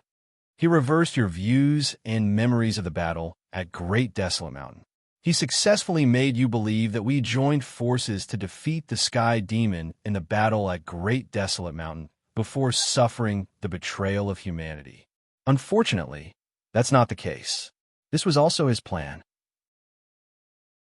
If you had retained your true memories of that time, you probably wouldn't have been so relaxed when facing me. Rushu still refused to believe it. He refused to believe that the foolish and foolishly loyal Bai Yue would actually plan such a ruthless killing move. Therefore, he loudly denied it. That's absolutely impossible. Bai Yue is a fool who is unconditionally loyal to the Emperor. If the Emperor wants him to kill you, he will kill you. If the Emperor wants him to keep a secret, he will keep a secret. If the Emperor wants him to die, he will die. Therefore, he locked himself in Bai Castle for the past 2 years. Therefore, he never pursued the matter even though he noticed me. He wasn't surprised even when I gradually began devouring him. Rushu glared fiercely at Sun Lang. This is another one of your schemes, right? A look of disappointment flashed in Sun Lang's eyes as he sighed. Therefore, you aren't Bai Yue at all. You have never truly understood him. Why do you think he would plant such a spy? He didn't do that at all. Rushu said sternly. This is another trick you are using to interfere with me. If it's according to what you said, he had been giving me mental cues since a long time ago. Could it be that he realized today's situation and foresaw that you would come looking for him? Furthermore, he would realize his plan and save him regardless of past grudges? If he could even predict what would happen 2 years later, why couldn't he predict his own outcome? Sun Lang said indifferently, because he only wants to see me. Rushu widened his eyes as his heart jolted. Sun Lang pressed down on the gold spirit's head and looked into his eyes. He said calmly, he's a foolishly loyal fool. If you devouring him was the Emperor's intention, he wouldn't have resisted. This is because he knows too many secrets. He has long realized his own outcome. Rushu said angrily, "Then why did you say that he planted a spy? If I never come looking for him or appear in front of him, there's no possibility of his spy being activated. This is because he knows that only I can immediately realize the trap he has set up.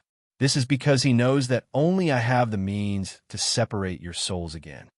Sun Lang said indifferently, "Therefore, if I don't come to see him, he will follow the will of the monarch and die silently. And if I come to see him, even if he's in hell, he will crawl out to see me. This is the entire reason why he gave you mental cues and planted this spy.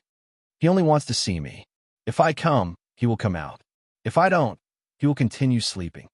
Only when I want to see him will he have a chance to see the light of day again.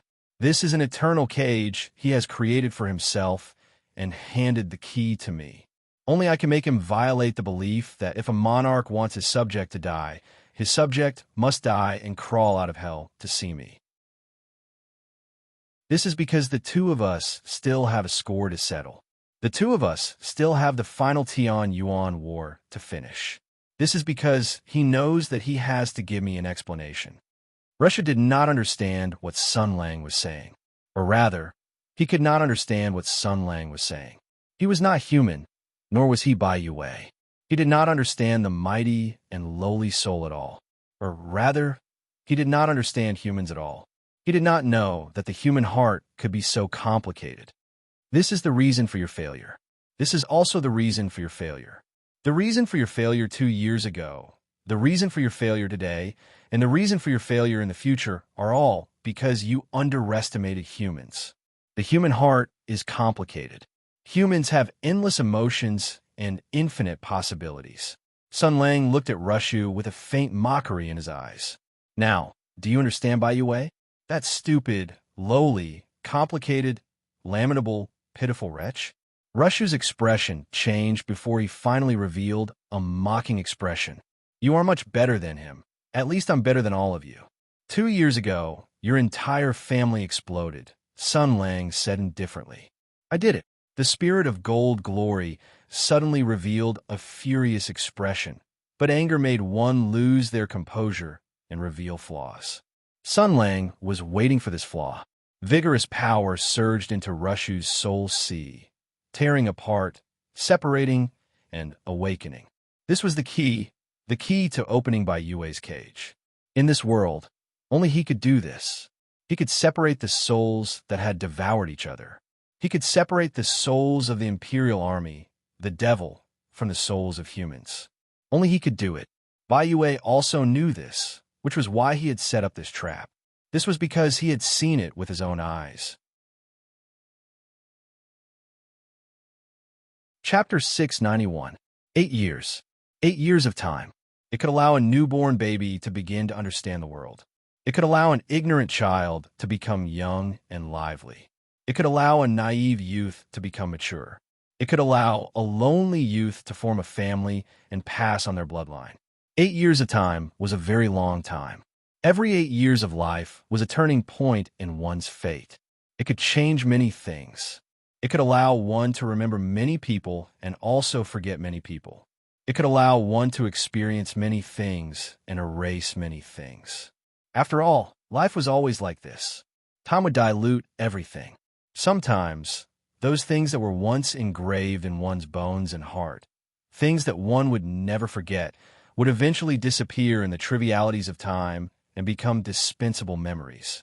Some people, some things, would always gradually drift away from one's fate. But for Sun Lang, the last 8 years of his life were very different. Or rather, it could be said that it was the most different. His experience was unimaginable to humans. It was full of drama, full of sorrow, hope and despair, tears and smiles. It was impossible to define this period of life as pure sorrow or joy. But many people and many things were engraved in his heart and fused together with his life.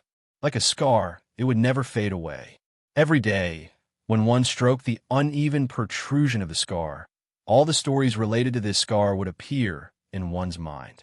No matter if it was sad or happy, it was worth being happy about. It would make one cry. Perhaps it would fade away, but would never be forgotten. So Sun Lang would never forget. Because of those 6 years of bloody battle, because of that sad ending, the battle of the great desolate mountain had left a huge, ugly scar in his heart that would never disappear. Every time he touched it, he would involuntarily recall those people, those he hated, those he loved, and he did not know what to do with them. Every person was very complicated. Every person had their own thoughts. Every person had different choices. Choices often meant fate, and fate would smile at you, whether it was a kind smile or a malicious sneer. Sun Lang remembered these people, those who were already dead, those who were still alive, those who were like strangers, those who could not live under the same sky, those who were as close as they were in the past, those who had forgotten each other in the pugilistic world. There were many, many people that he remembered, and the golden radiant sword Saint Bai Yue occupied a very, very important place in his heart.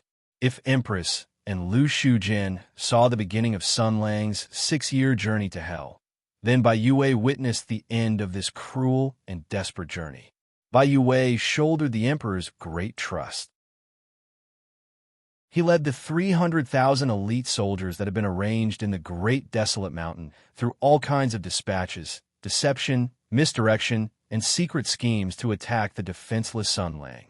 The so-called scheming of an emperor, the so-called loner, the emperor would never trust anyone. The so-called heart of a villain, the so-called measuring others by oneself. Many dark people who knew the truth also did not believe that Sun Lang would let go of his hatred.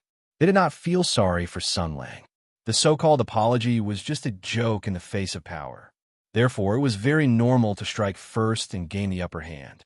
And they had to strike at the most impossible time, so that Sun Lang and the people close to him would not have the chance to react. After all, the Great War of Tianyuan had not ended yet. No one in their right mind would destroy the Great Wall at this time. Therefore, this was the best opportunity. And it was a plan to kill 2 birds with 1 stone.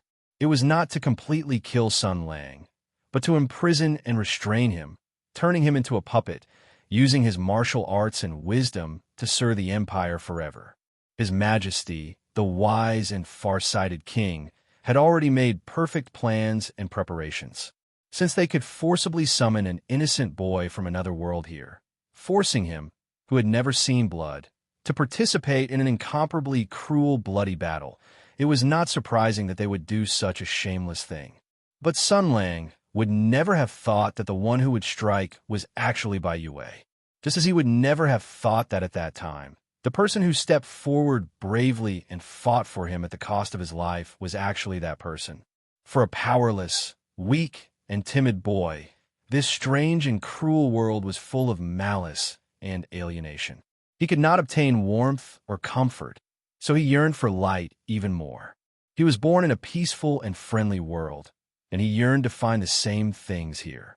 Therefore, in that desperate situation, he would treat those who were willing to treat him even better. He was not stingy with kindness, even to those who had nothing to do with him. He desperately searched for the value of survival, looking for sustenance that would not make his spirit collapse. Therefore, he tried his best to make friends, tried his best to be friendly to everyone. Because of this, he met many people, and he felt that they were a group of very good people. Later on, he even tried to convince himself to understand the Empire's original actions. After all, it was related to the survival of countless creatures. After all, it was related to the rise and fall of the country, the future of the race, the happiness of the world, and the sacrifice of countless heroes. No matter what price they had to pay, they had to defeat the Sky Demon. This was already the belief of the Empire's soldiers. They did not care about their own lives, and of course, they would not care about the life of an earthling. That was something that could not be helped. He tried to convince himself. He also tried to give the same example. Even on Earth, in his own country, if faced with a similar predicament, he would definitely do the same thing. Because the country's machinery was efficient, cold, and ruthless. He also thought self-mockingly that if he, as the person involved, chose not to pursue this matter, there would be no problem, he thought. Actually, when he thought about it, it was not a big deal. Could it be that he wanted to take revenge? Then what would Chow Patao and the others do? Could it be that they did not die at the hands of the sky demon, but at the hands of their own people? He did think this way, until the battle of the Great Desolate Mountain, until that incident happened. His entire world was destroyed once again. Why did it have to be by Yue?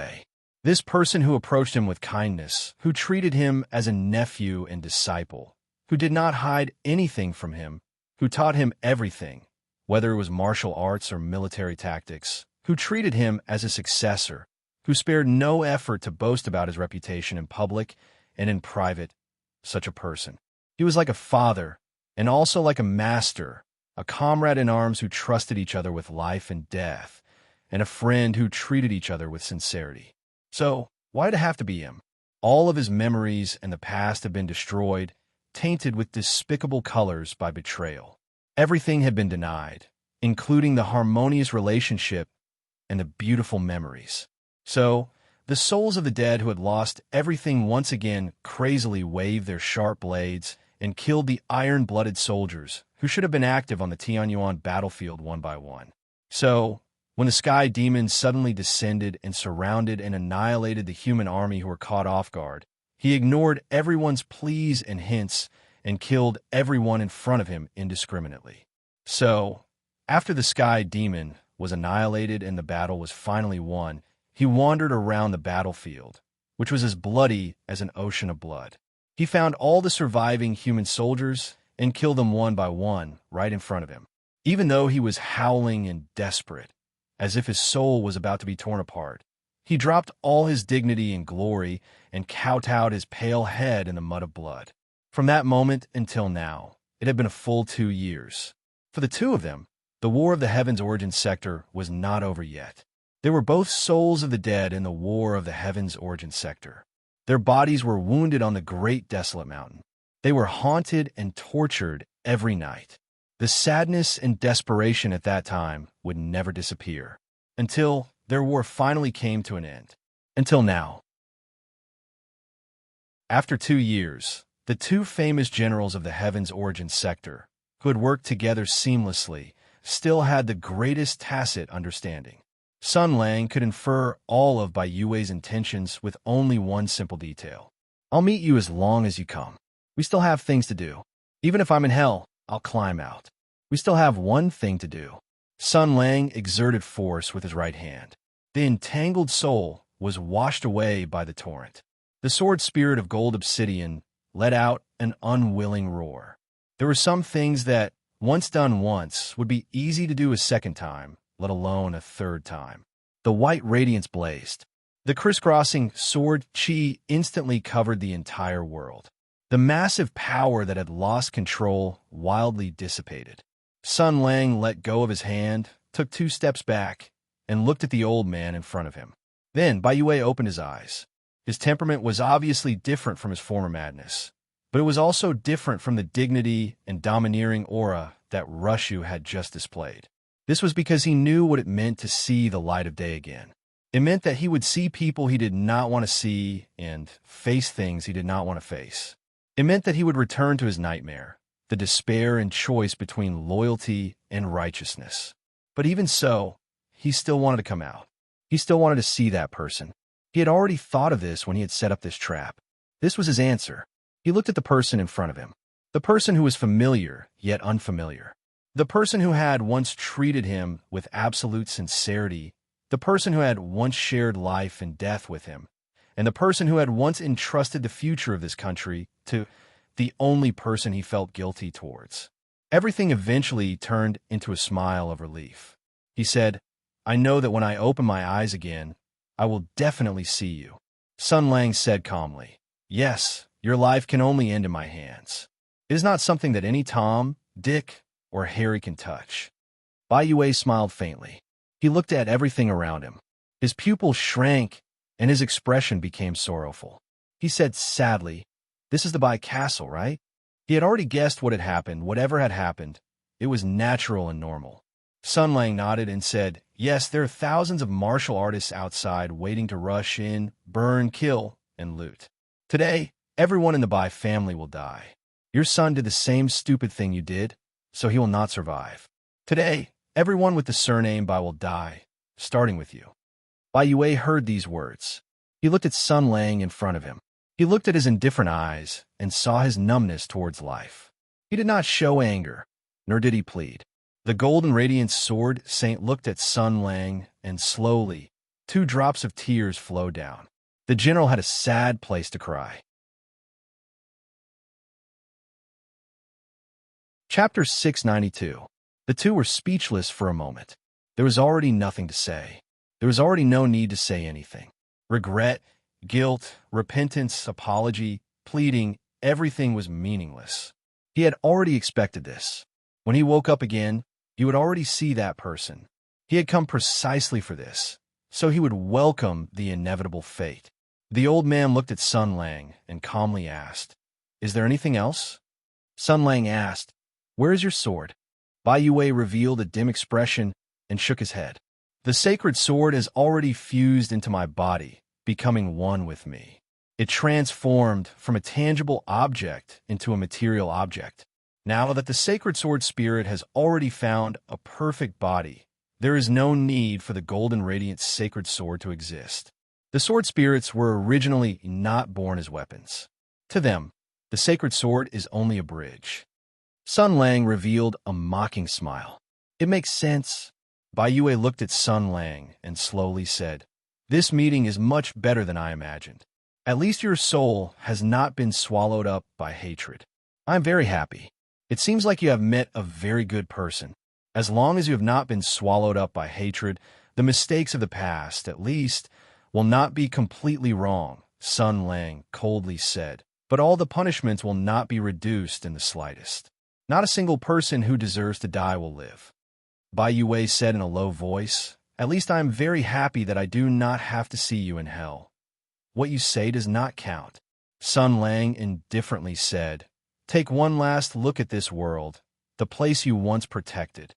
He had thought that this reunion would be very different. He had also hypothesized many situations.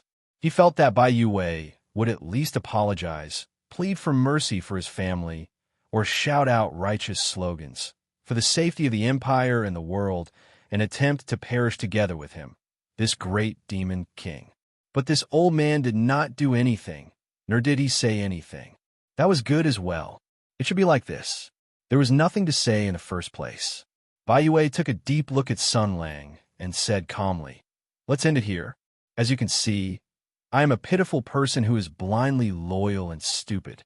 I gave all my loyalty to this country and risked my life for my king, but I ended up like this." He looked straight at Sun Lang. His eyes were open, and he didn't try to avoid it.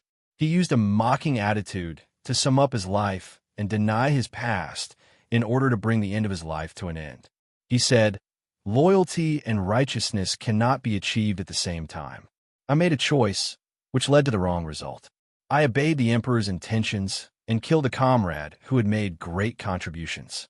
Instead, I overreached myself and sowed the seeds of destruction for the empire, creating such a strong enemy for the empire. I was also suspected by the emperor and became a tool to test the sword spirit's possession. He used my loyalty without cherishing it. I also obeyed his orders regardless of right or wrong. I did something wrong. My life is like a joke. It's not surprising that I ended up like this." In this way, he calmly narrated his stupidity and emphasized his ridiculousness. Bai Yue said, "So, in the end, everything turned out to be in vain. I lost my best disciple and pushed my kindest fellow soldiers into the abyss. I planted the seeds of the country's destruction. I was plotted against by the king. I couldn't even protect my own family. All of this was due to my blind loyalty. I was too stupid. That's all. I shouldn't have obeyed that order. You're right. I'm just a confused person who lost everything. I just did what I claimed to be loyal." The white-haired general looked at Sun Lang in front of him and said, "So, let's end this mistake." Sun Lang slowly stretched out his hand in the direction of Xie Wei. "Aunt Lu, let's send old Bai on his way." Jidu had been watching all this in silence. She was also a hero of Tianyuan Empire. She had watched Sun Lang grow up, and she also knew about the friendship between Sun Lang and Bai Yue. They used to be the closest master and disciple. Sometimes she felt that Sun Lang regarded Bai Yue as his father. Everyone thought that Sun Lang would sooner or later replace Bai Yue and become the most outstanding person in the imperial court. He would once again make great contributions to the empire and leave his name in history. But in the end, they had come to this point. When Sun Lang succeeded in rescuing Bai Yue, the sword spirit subconsciously felt happy. It was as if she had returned to the Tianyuan battlefield. Sun Lang cooperated with Bai Yue to carry out a perfect tactical counterattack. She thought that this was a great victory, but it was not. Bai Yue had left this spy and waited for Sun Lang to rescue him in order to die in the hands of Sun Lang. Sun Lang had seen through Bai Yue's arrangement and rescued Bai Yue in order to kill him with his own hands. This was no longer the Tianyuan battlefield. They were not two generals who had a tacit understanding. Everything had become different. Even the cold-blooded and indifferent Ji Du could not help but sigh at this great change. In Sun Lang's words made her feel very warm. This was the first time that she had heard Sun Lang call her Aunt Lu. That was supposed to be a title that belonged to the thief. But now that Sun Lang had called her that, she did not feel angry because she knew that she was not a substitute. She existed as Lu Shujin, a former hero of the Tianyuan battlefield. The memories of the Great War of the Tianyuan battlefield belonged to Lu Shujin and also to herself. The sword spirit could not refuse such a request to participate in the feud between two famous generals as Lu Shujin, the hero of the Tianyuan battlefield, and to put an end to this matter. Because this was recognition. She lacked this kind of thing very much. So she almost did not hesitate to unsheath her sword. She was so agitated and restless that she did not notice Bai Yue's abnormal state. But someone noticed. When the edge of the sword was about to be unsheathed, a slender hand pressed on the hilt of Ji Du's sword. The sword spirit was shocked. She tried to persuade Xia Wei in an anxious, angry, and cautious tone through the spiritual connection. Her voice even stuttered. Xia Wei, don't be like this. We'll talk about the matter with Sun Lang later. They both have very important things to do. You first. Xia Wei did not answer her, because Sun Lang and Bai Yue's eyes fell on her. These two famous generals of the Tianyuan battlefield had once dazzled the world. They were the top military commanders in the world. Their deeds and experiences were enough to be called legends. The destruction of the Sky Demon, the internal strife of the Empire, the scandal and evil hidden in the cloud of suspicion, and the extreme darkness hidden in the Hutu Empire under the sun. This truth was enough to shake the world. It was the most indelible part of the lives of these two people. And now, she had stepped into the fate of these two people. The little fairy tightly gripped the hilt of Ji Du's sword. A courage that came from nowhere supported her, allowing her to bravely meet the gaze of these two people. Perhaps it was out of pity, perhaps it was out of sorrow, perhaps it was out of kindness, she didn't know. She only knew that she had to stand out. She had already grieved enough. Sun Lang looked at Xia Wei and said, "Don't mess around." Bai Yue also said, "Little girl, I know that you're a kind person and hope that you can obtain happiness. But this time, I ask you to watch from the sidelines. This is the fate that I yearn for. I came for it. If possible, please remember my story. Remember this foolish and sorrowful past." Xia Wei ignored Sun Lang. She looked at Bai Yue, bit her lip, and slowly said, "I don't want to remember such a fake story." Bai Yue bitterly smiled. "What fake?" Xia Wei looked straight into the golden radiance sword saint's eyes. "What you just said, is it true? Regret your choice at that time, denying your entire life as foolish loyalty, defining yourself as a pitiful clown who had lost everything, and then begging Sun Lang to end your life. Is this really what you think?" Bai Yue indifferently said, "Is it not so?" Xia Wei was silent for a moment, then softly said, "I've seen the words carved in that room. Unable to distinguish right from wrong, death is not to be regretted. A monarch's life is like a mountain, death without regrets." Deceiver Bai Yue, not letting down the world, though ashamed, no regrets. The evils brought on by oneself are the hardest to bear. Many, many words. Just like those densely packed names, they were written with madness, despair, and pain, the truest portrayal of a chaotic soul. Bai Yue's expression did not change. Those are just crazy words, nothing more. Xiaowei looked at Bai Yue and gritted her teeth. Do you think that by doing this, the problem will be solved? Although she did not directly say it, Xiaowei's eyes had completed the questioning. Do you think that by dressing yourself up as a pitiful clown and asking Sun Lang to kill you, he will be relieved? Bai Yue's expression changed slightly, and he coldly said, Little girl, this is not something you should care about. Xiaowei stubbornly looked at him, holding back the tears in her eyes. She slowly said, I won't care, I just feel that things can't end like this. She was not a person who could speak well. She also did not know why she stood up, why she would care about this kind of thing. She just felt that things could not end like this. If things were like this, nothing would change. If things were like this, there would be no meaning at all. Sun Lang frowned. This little demoness was here again. She thought that everything in the world should be beautiful and should have a good ending, but things were not like this. Sometimes, things in the world were difficult to achieve. He said, Don't make trouble. No matter what, let's end it here. Before Xiaowei could speak, Bai Yue suddenly attacked. A vigorous palm wind pressed down, causing Xiaowei to involuntarily stagger back. The gold radiant sword sage's attack was very measured. It did not hurt her, but it made her unable to speak for a while. At the same time, Jidu was also affected by the palm wind. He jumped up and flew towards Sun Lang. The demon sword was unsheathed in midair, turning into a faint purple light and falling into Sun Lang's hand. Bai Yue suddenly turned around, using his palm as a sword. The sword Qi was awe-inspiring, and he fiercely stabbed towards Sun Lang. This move was his family's secret art. It was also the first sword move he taught Sun Lang. It was also the first sword move he used to stab Sun Lang in the Great Desolate Mountain. Everything started here, and it would end here.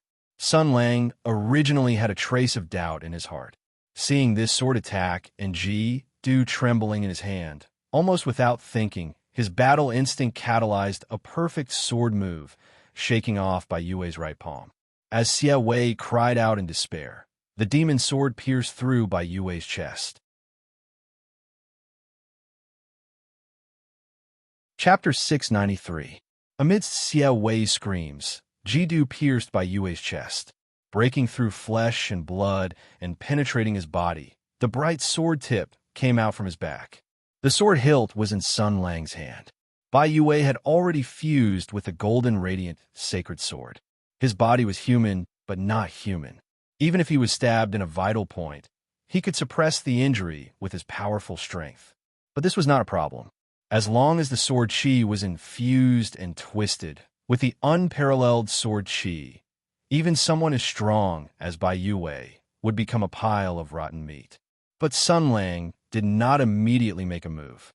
He held the sword hilt and was very familiar with the feeling of the sword piercing through flesh and blood. How to stab people, how to hurt people, how to kill people was like eating and drinking to him. But he did not do so. He actually felt a trace of disappointment. The books said that after taking revenge, one would feel very empty. He had always scoffed at this, but now it seemed that there was some truth in it. After Ji Du pierced Bai Yue, he did not have a trace of joy. He did not even feel anything. He just felt that something was wrong. Just like Xiaowei said, it seemed that things should not end like this. Bai Yue did not resist. He spat out a small mouthful of blood and said in a low voice, Go on, you can't kill me like this. What are you hesitating for? It has been 2 years. Such a punishment should be enough for me. Right? Sun Lang clenched the sword hilt, but in the next moment, his expression changed slightly. Jidu suddenly shook violently. Purple light flashed, and the sword spirit shouted, Sun Lang. Sun Lang reacted very quickly. He used his right hand to pull Jidu out of Bai Yue's wound. But with the speed and strength of his sword, he could even pass through the gap between the wings of a hummingbird and retract the sword before the next flap of wings. He could also smash a mammoth into minced meat, but he could not retract the sword in his hand. Jidu's sword body seemed to have fused with Bai Yue's body. Bai Yue's expression changed as well. He shouted, "Attack!" Sun Lang's eyes gleamed with sharpness as the sword chi in his body circulated, channeling into the demon's sword, aiming for Bai Yue's body. But in the next moment, a strong white light gushed out. Bai Yue's entire body was surrounded by a dense golden energy. The energy came from the sacred sword and Bai Yue. All of the energy converged towards his heart and poured into the demon's sword that had pierced through Bai Yue. It clashed head-on with Sun Lang's sword energy. This wave of power was extremely powerful, surging over like a long river, vast and boundless. Sun Lang snorted coldly, and the sword aura in his body surged. He had already seen the most powerful force that existed in this world. How could he be defeated by such a small force? With the K2 demon sword as the battlefield, the two vigorous and blazing sword chi clashed fiercely. Sun Lang sneered again and again. "So you're not completely dead yet. What's the use of your dying struggle? Give me your life." There was no response, only the vigorous golden river surging over. Sun Lang's expression was calm as he mobilized even more sword chi to attack, strangling this dying struggle. Just as he had said, this was nothing more than a cornered dog jumping over a wall. Even if this river of sword chi contained almost all of the power of the golden radiant sword saint in front of him, it was nothing more than an enemy that required a little more effort. It should have been so. Sun Lang suddenly heard a muffled groan that was filled with great pain. He glanced around and immediately saw Xie Wei kneeling on the ground, his hands digging into the soil. Beads of sweat rolled down his face. He looked to be in great pain and was enduring it. Then he heard the panicked voice of the sword spirit. "Xie Wei can't hold on any longer." It was just that her voice was filled with pain that she was trying to suppress. Sun Lang frowned. He immediately understood the reason. At this time, the K2 demon sword had become the battlefield between him and the struggling golden radiant sword spirit. It carried the power of the two sacred swords in a fierce confrontation. K2 was comparable to the material of the seven luminaries and could barely withstand the impact of this battle. But Xie Wei and K2 were connected mentally. The little demon had just come of age and was still too young. Moreover, if this continued, not only would the little demon lose his life, but even the sword spirit that the sword spirit had transformed from a human would not be able to withstand Rushu's hysterical final struggle. Sun Lang thought of this and immediately made a decision. The sword chi retreated like a tide, while the power of the golden radiance advanced triumphantly, rampaging and showing off. Sun Lang had already seen through his purpose. He looked at Bai Yue. The old man's face was pale, and he was gradually weakening at a speed visible to the naked eye. He seemed to be desperately trying to salvage the situation, but he was injured first and then attacked suddenly. Even if he tried his best, it was useless. Meeting Sun Lang's gaze, Bai Yue's face showed bleak helplessness and self-mockery. Sun Lang said indifferently, "Aunt Lu." The sword spirit was silent for a moment and then said indifferently, "Okay." Therefore, within the demon's sword, the sword spirit retracted its demonic energy and avoided the sharp edge of the golden radiance. The sword chi river took the opportunity to rush straight into Ji Du's sword. The shockingly vast energy surged violently into Ji Du's sword. At the same time, gloomy and cruel laughter came from K2's sword body. "Aha, aha! You didn't expect it, did you?" Sun Lang said indifferently, "My son, why are you hiding there?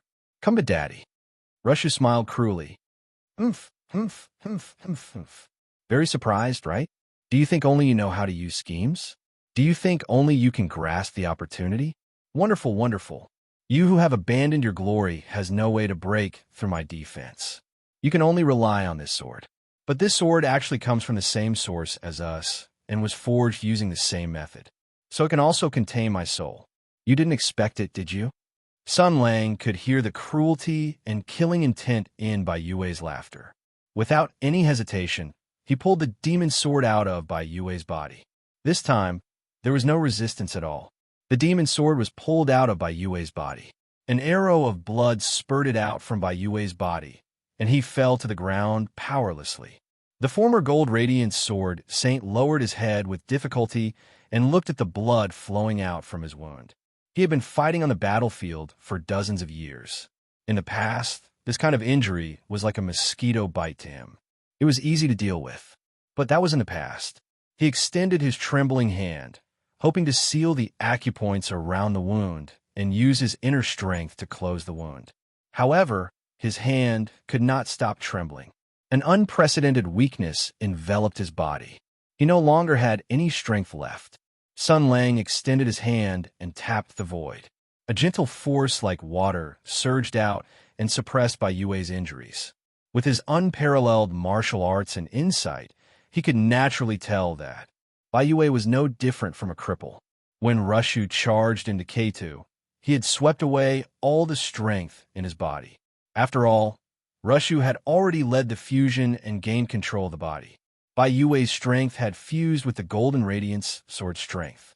In essence, it was easier for the sword spirit to control him. Bai Yue collapsed to the ground and revealed a sorrowful and bitter expression.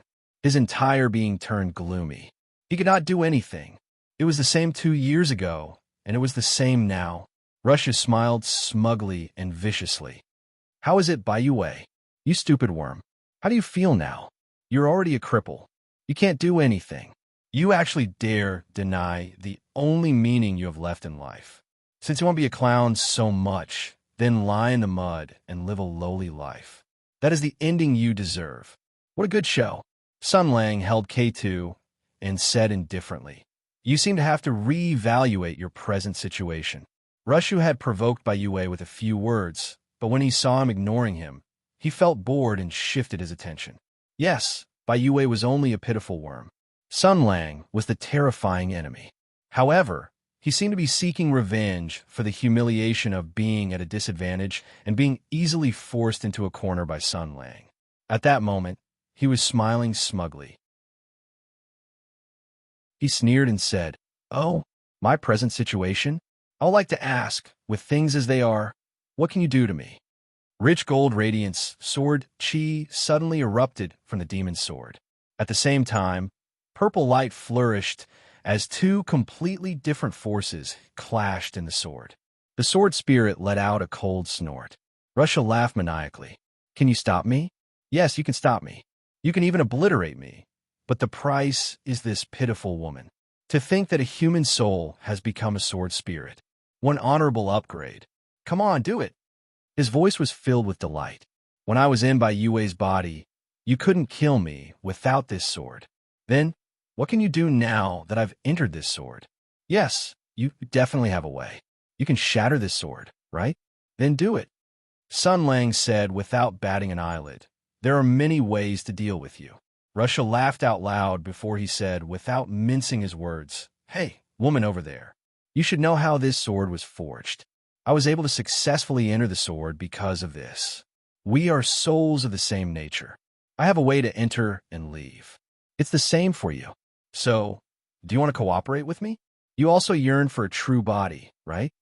The sword spirit rejected him without any hesitation. She sneered and said, "Did you hear what he called me previously? I'm Lu Shujin, a mighty hero of the heavenly Yuan. How can I associate myself with an unorthodox heretic like you?" Rushu said angrily, "Then die. Do you think I'm afraid of you?" The sword spirit said sternly, "Sun Lang, don't worry about me. Kill him." Sun Lang said coldly, "You can't die. There's no need to fight him head on. I've already said that there are many ways to deal with him. Rushu, you have walked right in my trap. Have fun then." Sword Chi surged into the Kidu sword once again, but this time it was not an unstoppable attack. Instead, it was an upright defense. It did not fight or retreat when encountering an enemy. Instead, it separated and surrounded the enemy, advancing at every step. Russia saw that the situation was unfavorable as he roared, "Then, let's fight to the death." Chapter 694. Rushu's voice was filled with anger and ruthlessness. "Then let's fight to the death." Sun Lang sneered. "It can't be broken." He held Ji Du and carefully controlled the sword chi. As though he was arranging troops in a formation, he slowly encircled and devoured the gold obsidian sword spirit. This clash was different from before. Previously, Rushu had taken root in by Yue's body and counterattacked while Ji-Du was penetrated. He could attack or retreat, allowing him to hold the initiative. But now, he had no way to retreat. An invisible clash occurred within the sword of Ki-Du. Sun Lang, Rushu, and Ji-Du were like three legs of a tripod. Three massive forces occupied this rare divine weapon. The sword spirit had Ji-Du's massive demonic powers and was fighting on home soil. However, she had listened to Sun Lang's suggestion and stayed far away, leaving the battlefield to the two monsters. Sun Lang held the demon sword's hilt with a heavy expression. He attacked and defended without arrogance or impetuousness. This was a different kind of war. Deploying troops, besieging, and retreating were no different from using troops in real life. Therefore, it was only natural that Rushu was not Sun Lang's match, be it the quantity and quality of the troops that could be deployed or the commander's military accomplishments. Rushu was being beaten by the 4-6 heavenly generals and the top-notch technological elite troops. He retreated in defeat. The massive metal torrent surged left and right within the sword of Ki-Du, but it was easily stopped by Sun Lang. He had already realized Sun Lang's goal. This detestable bastard wanted to restrain him before slowly finding an opportunity to destroy him. Rushu roared, "With my noble spirit, I absolutely cannot die at the hands of a human." Sun Lang said indifferently, "Cut it out. All of you are already dead. Go ahead and show off your tongue. You can defeat me, but you can't defeat the glory of a warrior." Rushu roared, "Fight to the death. Come and stop me." A tyrannical and resolute power exploded within the demon's sword. The Reaper blazed with its power with determination. Sun Lang's expression changed. Immediately following that, he heard the sword spirit shout, "He's about to self-destruct. Cut off my connection with Xiaowei. Quick!" Sun Lang frowned. "Stop." Rushu laughed maniacally. "Can't you stop me? Why didn't you stop me? Are you concerned about the life of this pathetic imitation? Where is your arrogance and decisiveness?" Sun Lang said indifferently, "I want her to live." Rushu's smile was filled with pleasure as he laughed sinisterly. "Then beg me loudly." Sun Lang's expression remained unchanged. "Let's propose some more practical conditions. For example, I can spare your life. How many of you are left? Instead of dying here, why don't you return to your father's arms and be Eli?" Rushu seemed to feel that he had caught Sun Lang's weakness. He said sinisterly, "I want to see you plead with me." Since he cherished this woman's life, he would do anything. "If that's the case, you—" Before he could finish speaking, Sun Lang interrupted him. "If you plan on using her life to threaten me, you are gravely mistaken. I don't wish for her to die, but that doesn't mean I'm afraid of her death. Between life and death, life is naturally better, but death is not that unacceptable." His tone remained incomparably calm. "You have to know, Rushu, that to people like me, there isn't much of a boundary between life and death. Everything will die one day, but it's either sooner or later. Although an early death is regrettable, it's not worth engraving unforgettable sorrow and regret."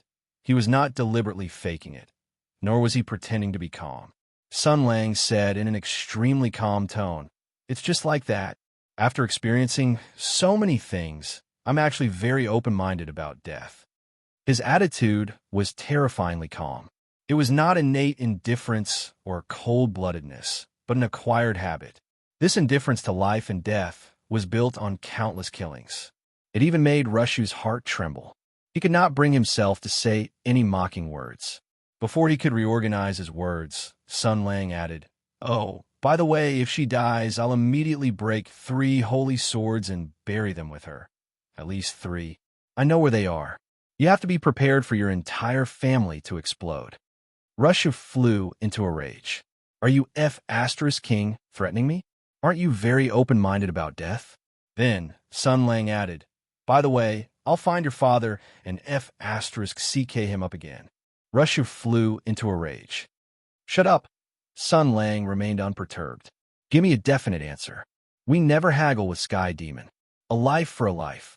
If you want to trade, we'll trade. If you don't, we'll kill 3 people who are qualified to avenge her. This is the way we do things.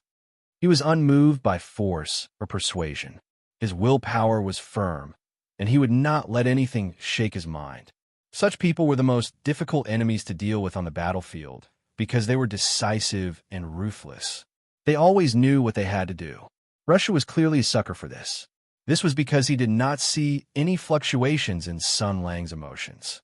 He did not know his bottom line or attitude. He did not know if he was really indifferent and cold-blooded or if he was just pretending to be calm. This cunning opponent would always hide his trump cards and see through his enemy at a glance. He fell silent for a moment before saying coldly, "Should I believe you?" Sun Lang said indifferently, "I never lie." Rushu accurately found the trap in his words. "I'm not human," Sun Lang said leisurely. "This is just a habit of words. Don't be so sensitive. I never lied to Sky Demon either. Back then, I told you that I would F***CK his entire family up, and guess what happened?" Rushu said sternly, "If you still want to make this bullshit deal with me, don't speak so rudely." Sun Lang said, "Since we have reached a consensus, it's time for you to leave the group. What do you want to do?" Rushu said coldly, "I need a host. I need something to rely on." Sun Lang's heart stirred as he said, "Where's the Golden Radiance Holy Sword?" "Ah, gal, it's best you don't be a human." Rushu said, "The Golden Radiance Holy Sword is already fused with by Yue. The essence of the Holy Sword is my spirit body. Now that it's in this sword, it can be said that the Golden Radiance Holy Sword no longer exists." Sun Lang narrowed his eyes. "Then what do we do?" Rushu answered, "Very simple. Find a suitable body. For example, you can insert this sword back into Bai Yue's body. I can return." Bai Yue's expression changed slightly as he lay on the ground before his expression slowly returned to normal. Sun Lang narrowed his eyes. Old Bai's body is old and broken. It's almost past its warning period. What's there to stay? Compared to him, my body is younger and more delicious. It's pure fresh meat. Aren't you going to consider me? Come to me. Join me now, and an exciting life will begin immediately. Pooey, if I King enter your body, I'll be devoured by you in a blink of an eye. At that moment, Bai Yue barely managed to stand up. He said with a calm expression, "Come on. It's worth it to save a life at the end of my life." Before Sun Lang could say a word, Rushu said impatiently, "I'm just giving an example. Do you think I'll return to a pitiful wretch like you? What right do you have to withstand my descent? Look at yourself. You have lost everything. You are nothing. Without the power of the Golden Radiance, the present you is only a lowly and ugly clown. You are weaker than a worm in the mud. You are a mere piece of trash. Even if I can return, you will be instantly killed by the energy that surges in. It's best you stand aside." Sun Lang said indifferently, "So, what's your plan?"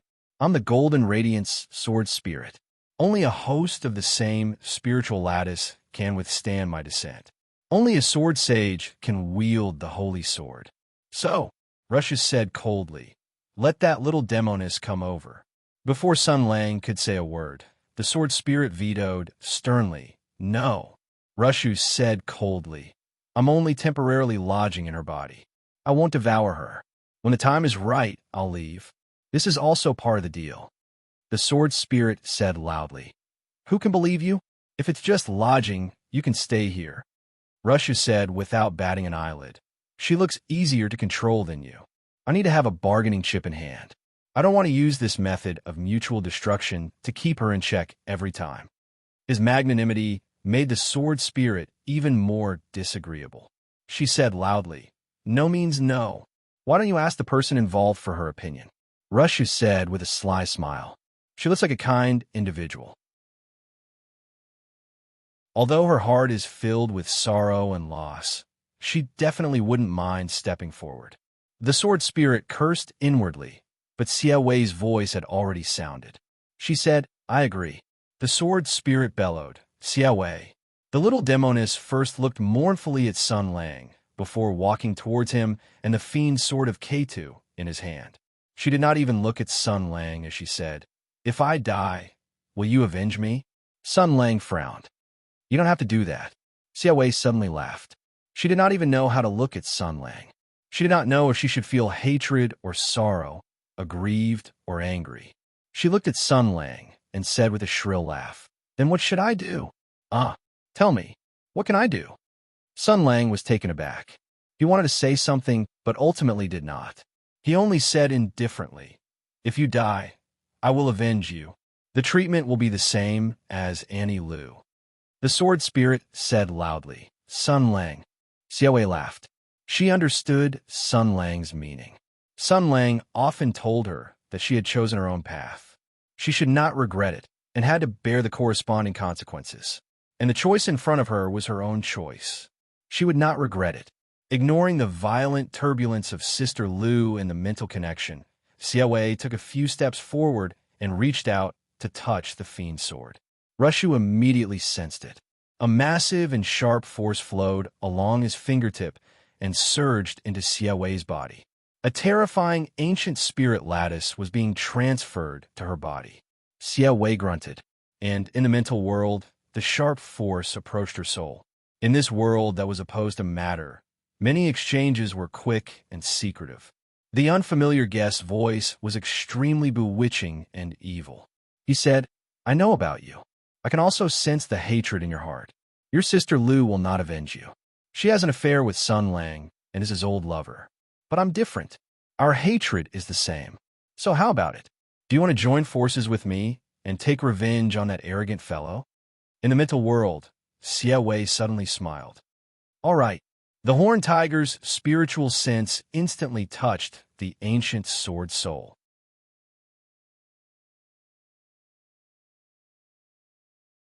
Chapter 695. The little fairy's fingers had already touched the sword. The spirit of gold glory had already begun its initial contact with its new host. Sun Lang did not stop it. If he really wanted to stop it, even 100 Xia Weiss would not be able to get close to the demon sword. But he didn't. Ever since the battle at the Great Desolate Mountain 2 years ago, this world had a clear weight in Sun Lang's eyes. Every life had a precise weight. In his eyes, some people's lives were as important as Mount Tai, and some people's lives were as light as a feather. Once everyone and everything in the world had a precise weight, everything would be done efficiently and without hesitation. It was clear at a glance how to make a choice. There was no need to weigh the pros and cons. Clearly, Xia Wei's life was not as valuable as Annie Lu's. Things were that simple. If he realized this, Annie Lu's struggles and threats, as well as Rushu's schemes, would be insignificant.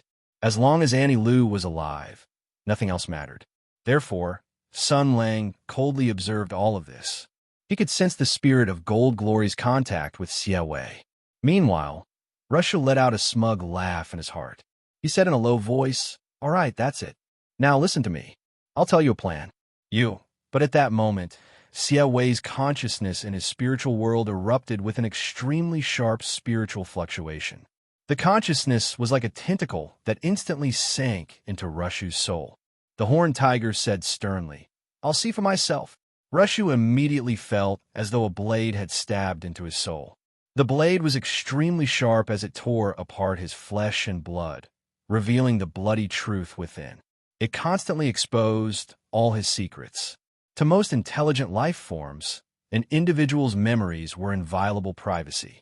If they were casually read, even the most honest person would be enraged, let alone the proud, the devil.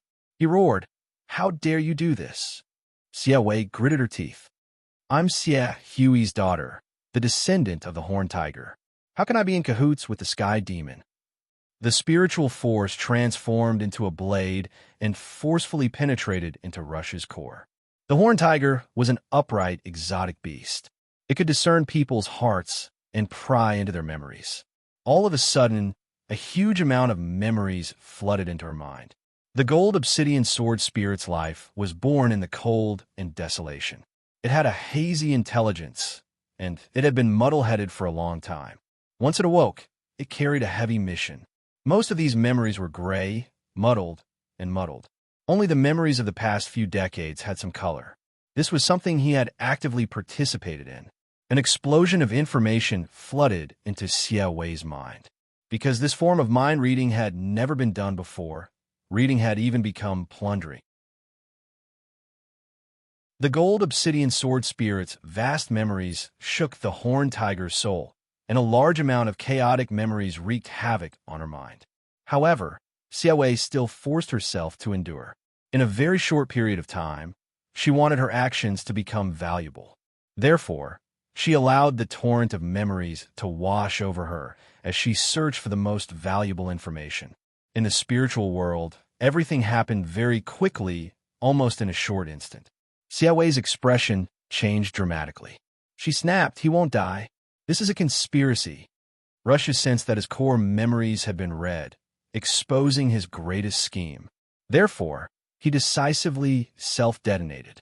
The remaining gold obsidian energy in the sword of Kidu suddenly swelled, surging and wreaking havoc in the most violent manner. It attacked the sword of Kidu from the inside out. In the next moment, the sword chi that Sun Lang had hidden in the sword of Kidu suddenly erupted. Two sword glows, one yellow and one blue, flickered and guarded the inside and outside of Kidu. They used the most solid and gentle flow to resist the impact of the explosion. However, he soon discovered that the scale of the explosion was much smaller than he had imagined. After the gecko's tail was severed, Rushu decisively charged into Xie Wei's spiritual world and roared, "If you want to watch so much, then watch as much as you want." To his surprise, Xie Wei showed no signs of panic or fear. She smiled fearlessly, her aura sharp as she pressed forward with indomitable will, as though she had forgotten what fear was. Facing the aggressive Rushu, the horned tiger's spiritual sense did not hesitate to launch an attack. Like a sponge, it frantically plundered Rushu's memories. The massive spiritual force transformed into a cage that desperately trapped the gold obsidian sword spirit. She suddenly opened her eyes, and they were bright. Her tone was low and rapid. "I saw it. Even if he self-detonates, he won't die. He has a way to return to Father. The reason he didn't immediately self-destruct is that he still wants to stay behind to carry out his orders. His mission has not been completed. He wants, Rushu, who was in the spiritual sense, roared. His massive spiritual sense struggled violently as the spiritual world seemed to collapse. Xie Wei, who had firmly bound the gold obsidian sword spirit, bore the brunt of the impact. Her eyes instantly dimmed as her soul suffered a massive impact and turbulence. However, she remained firmly bound to Rushu. "But now he's bound by me, but not for too long," Xie Wei said with difficulty. "Sun Lang, you always have a way. It seems like there's nothing you can't resolve. If it's this time, it should be fine. He's bound to my body. You should have a way to completely kill him." Xie Wei gave Sun Lang a complicated and indescribable smile. She muttered, "I don't want revenge, nor do I want to return home. This is because I can never forget. I will always remember you. This memory is too heavy, and I don't like it. I don't want to live with memories of you. It's best you remember me." Rushu crazily attacked Xie Wei's spiritual world. Two streams of tears slowly flowed down as she whispered, "It's fine even if you just remember the present me. In the future, when you think of a little demoness like me, the first thing that comes to mind won't be the fact that you killed her parents and brothers, right?" Sun Lang looked at her and said in a terrifyingly calm tone, "You can't die. I'll let you live." Just as Xie Wei was about to speak, her expression suddenly changed. Her tone was filled with hatred and anger. "Is that so? I'll tear her soul apart bit by bit in front of you." Sun Lang's eyes were emotionless as he slowly said, "Rushu, do you really want to know how your father, whom you revered like a god, was defeated by me? Do you really want to know how I wiped out all the other Realm Sky Demon? Now I'll show you." The demon's sword was pointed diagonally to the ground. Sun Lang looked at Xie Wei as though he wanted to remember her appearance. Then he slowly raised his sword. A terrifying power that was completely different from a human's internal strength slowly rose from his body. It was grand and chaotic, distant and empty. It crossed the two worlds of matter and spirit and shone on the surface of the earth. Xiaowei, or rather, Rushu, who was controlling Xiaowei, was dumbfounded. She said in disbelief, "What are you?" Sun Lang did not speak. Jidu stabbed forward like a meteor, shining in the sky. The sword beam tore through the sky. Facing such power, Rushu subconsciously felt shock and obedience. He even forgot to dodge and counterattack. In his subconscious mind, Sun Lang did not seem like he would harm this little demon. However, just like how he pierced by Yu Wei, Sun Lang did not hesitate to pierce through Xiaowei. The pain also affected Rushu. At this moment, he was controlling Xiaowei's body. The moment the demon sword came into contact with Xiaowei, he suddenly felt the resonance of demonic power. This was the contractual connection between the sword master and the Imperial Army. At this moment, the demon and sword that shared demonic power merged perfectly. The terrifying power of the demon's sword, Jidu, rushed forward like a hot knife through butter. It cooperated with Xiaowei's demonic power to expel the invader. Then, Rushu saw a figure flash in front of him. Bai Yu Wei, who had been lying on the ground, suddenly had the strength to charge over. Then, he collided with the tip of the sword. With a soft sound, the tip of the demon's sword pierced through Bai Yu Wei's body after piercing through Xiaowei. In other words, the Jidu sword spirit, the demon sword master Xiaowei, the gold radiant sword spirit, and the former gold radiant sword master Bai Yu Wei were all connected by the demon's sword at this moment. Sun Lang said indifferently, "I was just scaring you. So cute." Bai Yu Wei was injured by the sword again. His voice was getting weaker, but there was a hint of a smile in his voice. "It seems that you have nowhere else to go other than this broken body of mine." Russia was furious. These two bastards, when did they think of such a countermeasure? Moreover, there was no exchange of glances or words. They had such a King tacit understanding. Just as he was about to curse loudly, Sun Lang drove a massive sword beam straight in. It cooperated with Jidu's demonic power to expel his soul. And Bai Yu Wei, who was pierced at the tip of the sword, actually opened his hands. As the former gold radiant sword master, he called for the return of the holy sword's power. With the combined forces of the three parties and Rushu's unstable footing, the gold radiant sword spirit was pushed out of Xiaowei's body and flowed back into Bai Yu Wei's body. Bai Yu Wei showed no fear as he said with a faint smile, "Come, let's go together. We won't be lonely." Rushu roared, "Don't even think about it." He knew that Bai Yu Wei's body was already in tatters. If he returned now, the massive energy flow would definitely cause this old thing to explode, but he would not end up well either. After all, Bai Yu Wei's body was originally his own body. If the body was destroyed, even his soul would be injured. His plan was thwarted once again. It had been like this from the beginning. Every time he thought that his plan would succeed, it would be inexplicably defeated. Even this desperate comeback failed miserably. This Sun Lang was extremely difficult to deal with. He could not delay any longer. At least, he had to complete the most basic goal. Jidu demon sword suddenly trembled. A sharp sword beam soared into the sky. White light surged out from the demon's sword. The formless but substantial gold radiance sword beam rushed into the sky. The devil of the Imperial Army broke free from his shackles and charged into the sky with immense power. He could clearly leave his host and exist in the form of pure energy. Sun Lang said indifferently, "I hate bosses with multiple transformations the most. Are all your brothers and sisters so difficult to deal with?" In the sky, Rushu roared, "You will know when you see them."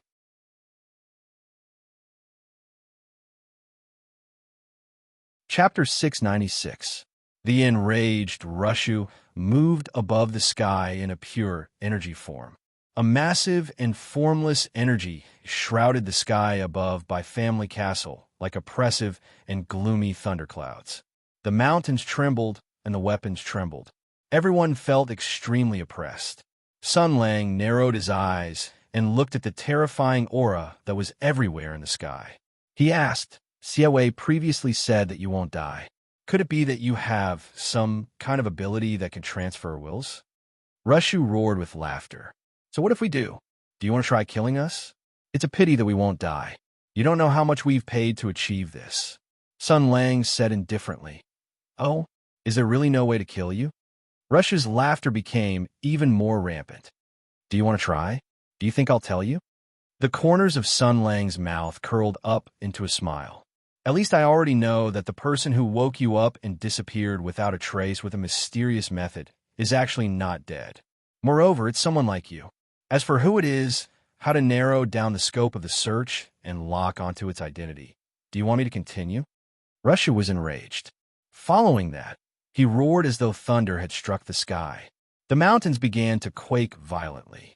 His words were engraved with deep hatred as he said coldly, "Go ahead and show off your tongue. Do you think everything is under your control?" Sun Lang was just about to speak when Xie Wei suddenly spat out a mouthful of blood. As though she had lost her support, her legs went soft and she fell to the ground. Her body was still strung up by the sword. If she fell, she would probably be cut in half by the sword's edge. Sun Lang did not hesitate and immediately pulled out the demon sword. Xie Wei had been stabbed by his own demon sword, but the wound was nothing. The wound had long been sealed by demonic power. He loosened his grip on the sword hilt. The demon sword had already spun in the air and pressed against Xie Wei's back, allowing the little demon to sit steadily on the ground. Meanwhile, Sun Lang walked towards Bai Yue. First, the white-haired old man was seriously injured by Ji Du then. All his strength was drawn out by the golden sword spirit. He was already very weak. Just now, in order to rescue Xie Wei, he took the initiative to hit the tip of Ji Du's sword and was injured again. Even if Ji Du wanted to avoid it, his injury was still worse. Sun Lang's finger shot out like the wind, locking the wound and stopping the bleeding. Bai Yue's face was as pale as paper, dripping with cold sweat. He stared fixedly at Sun Lang and slowly said, "I'm about to die. I clearly wanted to give you an explanation, but when death is at hand, there are still so many troubles." Sun Lang said coldly, "You have been muddle-headed all your life and died in a cowardly manner. It can be considered a good samsara." Bai Yue laughed bitterly when he heard this. He said strenuously, "Hey, I'm about to die. I'll breathe my last at any moment. Don't you plan to do anything? If I suddenly breathe my last, you won't be able to take revenge." Sun Lang looked at Bai Yue and suddenly sighed. "Look at your cowardly appearance. Killing you will dirty my hands." Bai Yue laughed self-deprecatingly. "Dirty my hands. It's the same reason again." Sun Lang's tone was emotionless. He said indifferently, "What do you think?" Bai Yue was stunned. However, he seemed to have sensed something and said in shock, "Not good." In the sky, Rushu's ruthless laughter came. "Are you done reminiscing? However, you can continue talking, because I'm already prepared." Thick gold chi fell from the sky like a sweet rain, sprinkling in all directions. This was the Bai family fort. It was built on a mountain and by Yue's family. The gold radiant sword sage propped up the top aristocratic family of the Qin prefecture. This place valued gold, lofty stone, and had a strong martial culture. This was the Bai family. Everyone regarded themselves as the sword sage's family and used the gold radiance as the family symbol. They worshipped their ancestor fervently. Therefore, no one knew more about the Bai family fort than Rushu. And while Bai Yue was crazy, no one could detect what the cunning the devil wanted to do. The surging gold radiance energy descended from the sky and fused with the bricks and tiles, sinking into the stone slabs and deep into the mountain. The gold radiance energy resonated with the mountain and stone. The weakest part of the mountain structure, the hidden dangers of the underground network, and those weak points had long been stored by the gold radiance sacred sword's power. Many of the underground projects of the Bai family fort were expanded under by Yue's instructions. When he was home for vacation, he even used the gold radiance sacred sword's power to reinforce those places. After all, at that time, Bai Yue could never have imagined that this sacred sword that symbolized absolute glory and power was actually hosted by the devil. And now, The Bai family fort that was famous throughout the Qin prefecture and dominated the West River was about to be destroyed by the Gold Radiance sword spirit. It was like a cycle of karma. Dull and shocking sounds kept coming from under their feet. Large chunks of rock fell from the mountain and rumbled down the mountain. It seemed to indicate that something was about to happen. Sun Lang's expression changed slightly. He immediately let out a long whistle. In the hall, Wei Zhongxian's slightly closed eyes suddenly opened. Even when the earth-shattering waves of battle came from the direction of the shovel sword garden, this old eunuch's eyelids did not even twitch. But now, he said concisely to the heroes who were healing in the hall, "Master said that the enemy is desperate and wants us to go down the mountain to save ourselves. Everyone follow me." Hearing this, everyone was stunned. Then, they hurriedly stood up and followed Wei Zhongxian out. Master Jing hesitated and said, "Old Mr. Wei, benefactor Bai is..." Hearing this, Wei Zhongxian looked at Bai Zhenming, who was lying on the ground like a dead dog. Before he could say anything, a figure suddenly flashed. Bai Zhenming suddenly stood up and rushed toward the back door. Wei Zhongxian looked at his back and was considering whether to chase after him and give him a slap. But after a moment's hesitation, he decided to give up. He said indifferently, "If he wants to die, let him." How and when Bai Zhenming should die was up to Master to decide. And in the crowd outside the castle, Yu Zhuan had just killed an enemy in the chaotic battle. After hearing the whistle, he shook off the blood on the tip of his sword and said to his Jianghu friend beside him, "Brothers, the mountain is shaking and there are muffled rumbles. I'm afraid that the Bai bastard is going to use the same trick again. Take everyone and retreat first. I'll go investigate." After saying this, he ignored the other party's urging and dissuasion. His figure passed through the battlefield like the wind, flashing left and right in the crowd before disappearing without a trace. Brothers' eyes were burning as he praised. "Brother Yu is truly a gentleman. Fellow Taoists, retreat for now." Some of the people in the crowd also quietly retreated after hearing the whistling sound. Rushu also heard Sun Lang's whistle. He did not stop him and instead sneered, "Whatever, whatever. Anyway, you can't save the people I want to kill. No, you don't even want to save them." He laughed maniacally. It looked like, without a body, his emotions were increasingly difficult to control. His entire spirit body was venting an astonishing amount of ruthlessness. Jin Yao had always been in charge of unyielding killing intent, and Rushu had been forced into a corner from being confident of victory. He was about to explode from anger. Therefore, he wanted to vent the anger in his heart through slaughter. Rushu laughed maniacally. Accompanied by his hysterical laughter, the tremors in the mountains intensified. At that moment, even the slowest person would know that there was a huge problem. This was because the tremors beneath their feet were like the most intense earthquake. It was as though the world was beginning to shake. Therefore, be it the martial artists attacking the castle's periphery or the people of Bai Castle, all of them were in an uproar. They panicked as they desperately fled down the mountain and out of their houses. Then the world turned upside down. With a deafening boom, the entire mountain began to tremble violently. It was as though a giant had used a mountain-splitting axe to split the mountain in half. The sturdy and eternal mountain seemed to have a life of its own, turning into a monster that devoured all living beings. The ground cracked open as though the mountain had opened its mouth. Large swaths of buildings began to collapse, including the people inside. Death and despair began to spread. Buildings collapsed everywhere as people screamed and horses neighed. Wails and cries filled Bai Castle. The winding Bai Castle was trembling everywhere. The lowly servants and the noble masters had no difference in their lives at that moment. They were fading away in the same way. Bai Yue was shaken to the ground by the violent tremors.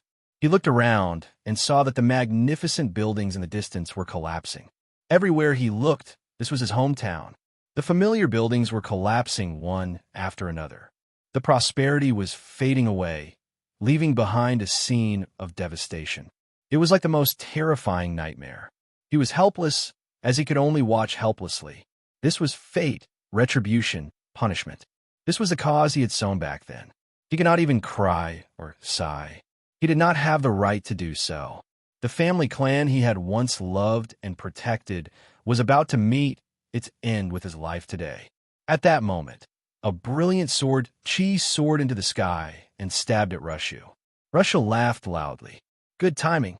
The ferocious gold obsidian sword transformed into an invisible sword that could cut through the clouds. It slashed down at Sun Lang. This was a contest of pure strength. Sun Lang controlled the sword beam and stabbed at the sky.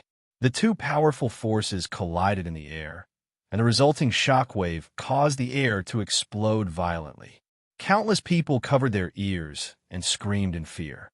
What was worse was that this invisible giant sword was formed from Rushu's spiritual energy, which meant that it was basically the sword spirit's body. The resulting shockwave caused the Bai castle to quake even more violently. More and more people were swallowed up by this calamitous danger. Sun Lang seemed to have realized this. He pondered for a moment and turned his sword into a soft one. He tried to use softness to overcome strength, but Rushu ignored it. The sword slashed down more and more violently. He laughed maniacally. Do you understand? Do you understand? I don't need to defeat you. It doesn't matter how strong you are. I just need to kill everyone in Bai Castle. That's my mission. That's all I need to do. As long as there are heavy casualties, someone can use it to deal with you. Come and stop me. Rushu shouted. Stopping me means you have to save the Bai family. Are you willing to do that? If you want to stop me, you have to defeat me. The more you gain the upper hand, the more turbulent the gold obsidian sword I've buried in the mountains will be. The faster the Bai family will die. So come stop me. The gold obsidian sword spirit laughed maniacally and shouted in joy. He controlled the giant sword and clashed with Sun Lang. He was fearless.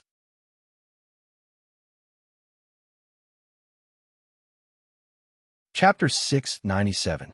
For a moment, Rushu's arrogance was incomparably arrogant. He felt that he had finally forced Sun Lang into a predicament. Even this terrifying enemy, who was as terrifying as a demon king, could not do something. He felt that he had ruthlessly vented his resentment. Sun Lang calmly launched an attack. In the face of the giant golden blade that could almost split heaven and earth, his expression was still calm and at ease. Is the mission you have to complete just to kill as many people as possible? Then why didn't you do it from the beginning? Before Rushu could answer, Sun Lang continued. I know. It's because you're stupid and greedy. Side missions have rewards. I know you want to do bigger things and gain more credit so that you can wag your tail in front of your father, right? Unfortunately, you messed up again. You're all like this. Stupid, unable to see the situation clearly, greedy, always wanting to gain more, and then losing what you have gained. As the gold radiant sword spirit slashed down the sword energy, Sun Ran said, Go ahead and show off your tongue. At this point, do you still want to use words to sway my will? Sun Lang frowned slightly. This gold radiant sword spirit was not human after all. Although it had followed by Yue for decades, it had only learned things by rote and was far from mastery. It could be said that it was trash and very easy to deceive. However, if such a fellow was stubborn and refused to let go of something, it would not be easy to fool it. The current situation was indeed not very good.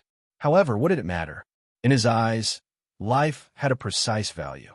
If the people of the Bai family died, then so be it. Xie Wei could not die. Annie Lu could not die. Olwei could not die. Lu Ye could not die. And the people he called over could not die either. These people could not die. It would be best if the sect masters and elders of the famous sects did not die, but it did not matter if they died. It would be best if the henchmen of Chao Patao from Songzhou did not die, but it was not a big deal if they died. If the people of the Bai family and those martial arts practitioners died, then so be it. Each of them chose their own path. Sun Lang instantly came up with a plan in his heart. He let out a long howl once more. A few howls echoed from afar. Sun Lang pointed to the sky. Sword circulated, and his consciousness called out. The roar of an engine sounded from the sky. A white figure broke through the clouds and rushed down. Rushu was taken aback. Something from the fire? I never expected you to have such a thing. You were able to send a message and have your lackeys rush here overnight because of this thing, right? It has a lot of tricks up its sleeves. Watch me destroy it.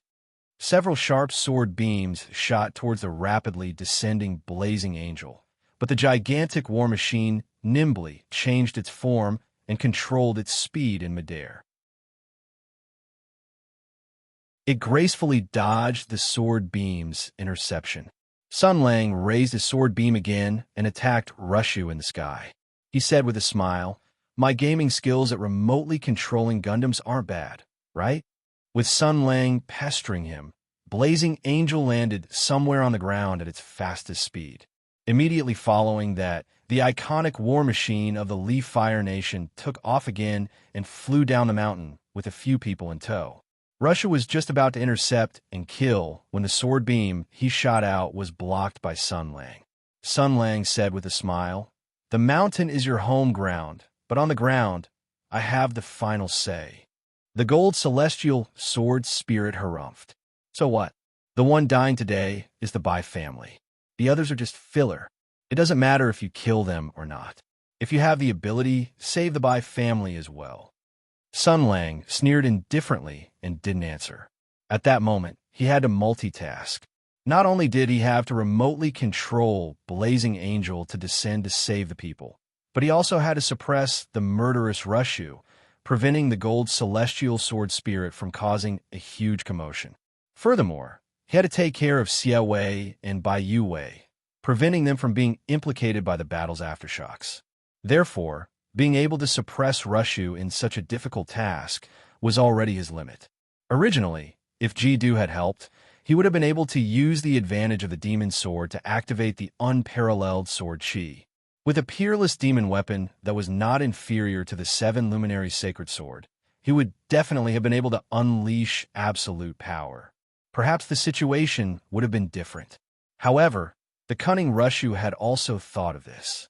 Therefore, when he saw that Xia Wei was heavily injured, Annie Lu had placed all her attention on the little fairy and was using her demon power to nourish Xia Wei's soul. She was completely unable to free herself. How troublesome.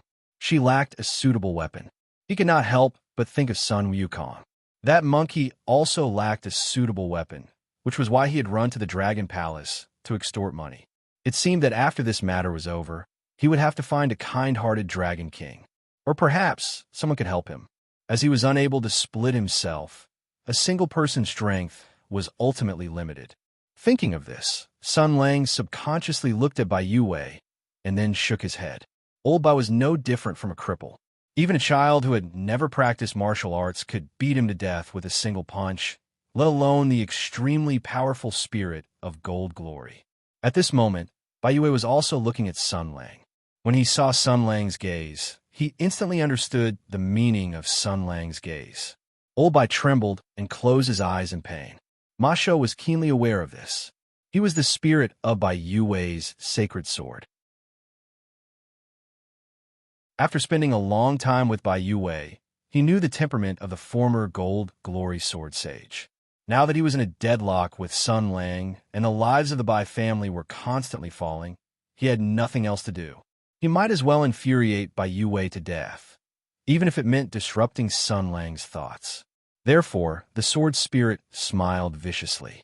Did you see his eyes? You must have understood. You're old friends. You have fought side by side against enemies countless times. You are the best partners, the most tacit commanders. How many divine generals have you killed together? I'm afraid even you can't count. Bai Yu Wei, do you want to fight side by side with him again now? What a pity, what a pity. He shouted. You have nothing, you ant. You have lost the qualification to fight side by side with him. Not only your martial arts. You betrayed your sworn brother. Even if you still have your martial arts, you don't deserve to stand by his side. How dare you ask for his forgiveness after doing such a thing? As expected of the person who knew Bai Yu Wei best. Every word was like a knife, stabbing into Bai Yu Wei's softest heart. Old Bai lay on the ground. Although his eyes were closed, his hands weakly grasped the soil under him. Tears broke through the blockage of his eyelids and fell silently from the corners of his eyes. There was no sorrow greater than a dead heart. This was probably the state he was in right now. As Rushu fended off Sun Lang's increasingly swift attacks, he was just about to mock him when he suddenly sensed something. He scanned the area with his spiritual perception and said in delight, "What a coincidence!" A hurried cry rang out, "Father!" Upon hearing this voice, Bai Yue suddenly widened his eyes. His eyes flashed with the anxiety and horror of a father. He struggled to get up and looked in the direction of the voice. He saw his son. Bai Jinming's clothes were torn and his body was covered in blood. His face was covered in dirt and his wretched appearance was a complete loss of composure. It was a stark contrast to the dignified and heroic appearance he had in mind. But at the next moment, he felt ashamed and even uneasy. This was because his image was even worse. He was the heavens of the Bai family, a god in his son's heart. He was awe-inspiring and omnipotent. His achievements were so high that he was like an insurmountable peak that his descendants could never catch up to. But at that moment, he was only a powerless elder. He was lying on the ground, on the brink of death. Just as Rushu had said, he was the most lowly and pitiful wretch. He did not deny this at all. All of this was a result of his own actions. This was the outcome he deserved. The spy he had left behind had chosen to wake up at that moment to answer to Sun Lang. For this, he could deny everything in front of Sun Lang and humbly admit his mistakes, begging him to kill him. He could also turn a deaf ear to Rush's mockery. But only his son, Bai Yue, did not wish for him to see his father in his present state.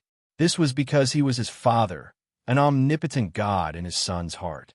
He did not wish for his son to see his weak side, not even a little bit. He didn't even dare to look at Bai Jinming. He didn't dare to look at his son's eyes. His son's aptitude wasn't enough. He wouldn't be able to shoulder such a huge burden. He would definitely hope that his father would be able to turn the tide. However, as his father, I had disappointed him. He would definitely be shocked and in despair. Bai Jinming didn't look at Sun Lang, didn't look at Xie Wei, and didn't look at the terrifying thing in the sky. In his eyes, there was only his old father. In his memories, the omnipotent, godlike father was now weak and powerless as he lay on the ground.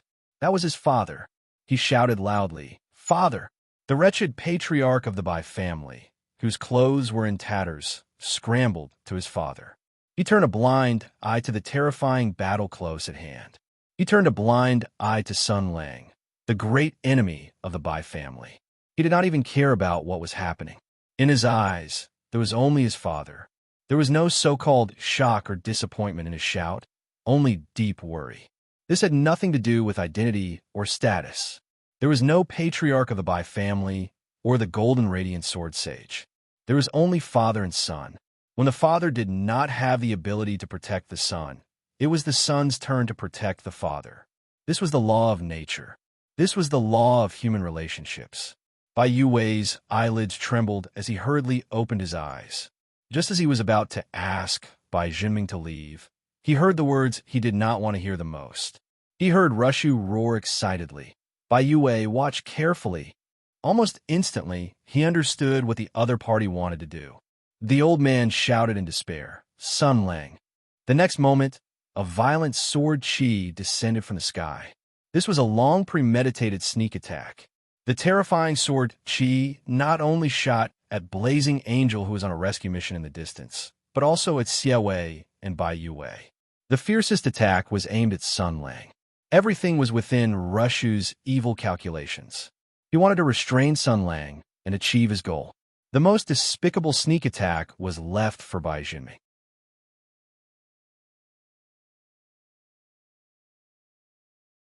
Chapter 698. In Sun Lang's eyes, every life had weight. Most of them were zero, and a small number were greater than zero. And the weight of these small numbers of lives had extremely precise differences. To him, lives had different values. Therefore, it was clear at a glance whose life he had to protect first. Sword chi flowed, and the Blazing Angel circled. Sun Lang pointed with both hands, and dozens of sword glows shot out like meteors, sweeping away the sharp sword chi of gold radiance. According to the order of priority, he controlled the Blazing Angel to block the intercepting sword chi and used his inner chi to form a shield to deflect the killing move aimed at Xiaowei. Then, he swung his sword horizontally to save Bai Yue. Finally, he charged at Bai Zhenming. But this was Rushu's goal. The most despicable sneak attack had been prepared for Bai Zhenming. With Bai Zhenming's martial arts, he naturally could not avoid the sword spirit's deliberate sneak attack. Moreover, the head of the Bai family was muddle-headed and only had his father in his eyes. With a series of explosions, Sun Lang's right hand strummed like he was stroking the strings of a pipa. Sword chi shot out like rain hitting banana leaves. But there was a limit to human strength. He had to focus on the safety of everyone and also defend against Rushu's attacks. He did not have much energy left for Bai Zhenming. This was because in his eyes, life had different values. Bai Zhenming's life was worthless. If not for Bai Yue's shout, he would not have even wanted to move. However, even though he tried his best to deflect the sword chi that was attacking Bai Zhenming, a sinister and terrifying edge had already silently shot out. Bai Zhenming, who was running wildly towards his father, trembled violently. With a soft sound, an arrow of blood shot out from Bai Zhenming's body. Previously, Bai Yue had been struggling with all his might, shouting loudly for his son to escape. At this time, he was more and more sad and indignant at his own powerlessness. If it was in the past, he could easily protect his son's life, but now he was just an incompetent and humble old man. He was about to die and could only watch his son walk towards death. When he saw the blood spurting out of his son's body, Bai Yue opened his mouth wide. A mixture of regret and pain appeared on his face. He clutched his chest tightly, and his face was tense. He wanted to make a sound, but he couldn't. He wanted to cry, but there were no tears. Sun Lang stopped in front of Bai Zhenming and sealed his wound. He looked at the patriarch of the Bai clan with a strange expression. Just now, he had blocked almost all of the attacks. With Bai Zhenming's martial arts, if he was willing to dodge, he might be able to escape with his life. But he didn't. Bai Zhenming looked at his father with a sad and dejected expression. His body swayed. Sun Lang reached out to help him up. "You." Bai Zhenming looked at Sun Lang, and his expression immediately became ferocious and hostile. He gathered his strength and slapped away Sun Lang's hand. He cursed angrily, "Bastard, I won't let you go even if I become a ghost." Sun Lang's face turned cold. Without another word, he raised his leg and kicked. "I gave you face, but you didn't want it." At this time, Bai Zhenming was already seriously injured. The gold obsidian sword aura was surging in his body, and he couldn't dodge this kick no matter how hard he tried. He was kicked in the chest, and his whole body flew out. Then, he landed beside Bai Yue. Bai Yue scrambled to his feet and dragged his heavy body to his son's side. He placed Bai Zhenming's head on his lap, and then clumsily checked his son's injuries. His divine ability that made the sky demon tremble had disappeared without a trace. Without the support of his internal energy, most of his senses were deteriorating. He could only use the most primitive method to check his son's body. Then, the old man felt a heart-wrenching pain. He was a veteran general of Tianyuan and had seen many life and death situations, so he quickly realized that his son's life was like a candle in the wind. He had been fighting the sky demon his whole life. He had seen countless brave and loyal elite soldiers walk to their deaths and close their eyes forever in front of him. He thought that his heart was already as hard as stone, but when he was about to die, he had to send his son off. This cruel fate made him feel endless sorrow. His lips trembled. He wanted to say something, but he suddenly felt a warmth in his right hand. His son had shakily grabbed his hand. The two of them looked at each other, and Bai Zhenming smiled sadly. He said in a low voice, "Father, I've lost the Bai family." Bai Yue choked. "It's not your fault. It's not your fault. It's all my fault. I'm useless." All of this was a disaster that he had brought upon himself. At this point in time, all sorts of regrets and lamentations were meaningless. However, after saying this, Bai Yue suddenly felt that his son's grip on his hand had tightened. He looked at his son in surprise, but saw his son shaking his head weakly but firmly. Bai Zhenming said softly, "No, it's not my fault. I'm useless. I'm old and can't protect the Bai family anymore. It's your son's turn to protect you, but I didn't do it well." I'm useless, Bai Yue sighed. None of this is important. Yes, it was not important. No matter what the result was, the Bai family would no longer exist. Everything that had happened here was the best punishment for him. He would return to hell with sorrow and despair. However, Bai Junming still stubbornly raised his objection. Every time he opened his mouth, he would use up his remaining vitality. He spoke in a hurry. He wanted to make some things clear before he died. Bai Junming said, "No, it's very important. Father, this is not your fault. I know that all of this is related to you, but we are father and son. It's only right for me to repay my father's debt." Bai Yue nodded vigorously. Yes, yes, good boy, father's praise is not common. Bai Junming forced a smile. He took a few deep breaths and revealed a sad expression. It's a pity that even though I tried my best, I still couldn't change all of this. Bai Yue's expression was sad. You must be very disappointed. This is not an enemy that you can resist. It must be very difficult. You must be hoping that your father can step forward and take over the burden that you can't shoulder to save the Bai family from this crisis. But I have disappointed you. As the pillar of the Bai family, he did not save the family from this crisis. Everything was caused by him. When the disaster happened and people died, everyone was begging their ancestors to save them. However, Bai Yue could only watch helplessly, tasting the helplessness and despair in his heart, because his earth-shattering martial arts had disappeared without a trace. The famous golden radiant sacred sword had chosen to betray him. More importantly, his spirit had disappeared without a trace. The only thing that existed in this world was a pitiful old man filled with guilt and despair, who wanted to die. He even chose to wake up, only to die in the hands of one person. How could such a person turn the tide and save the Bai family from falling into the abyss? However, Bai Junming was still shaking his head. He said in a low voice, "No, I knew it long ago. When I saw Sun Lang coming to visit and Father going crazy, I knew that Father was old and would have to rely on me from now on. I was very afraid and very worried, but I was also faintly excited because Father was old and Father needed me to take care of him. I could finally protect Father." He stared fixedly at his father. Having such a father whose name shook the world and dazzled the annals of history was both a blessing and a pressure. It could bring a strong sense of security, but could also erase a person's fighting spirit.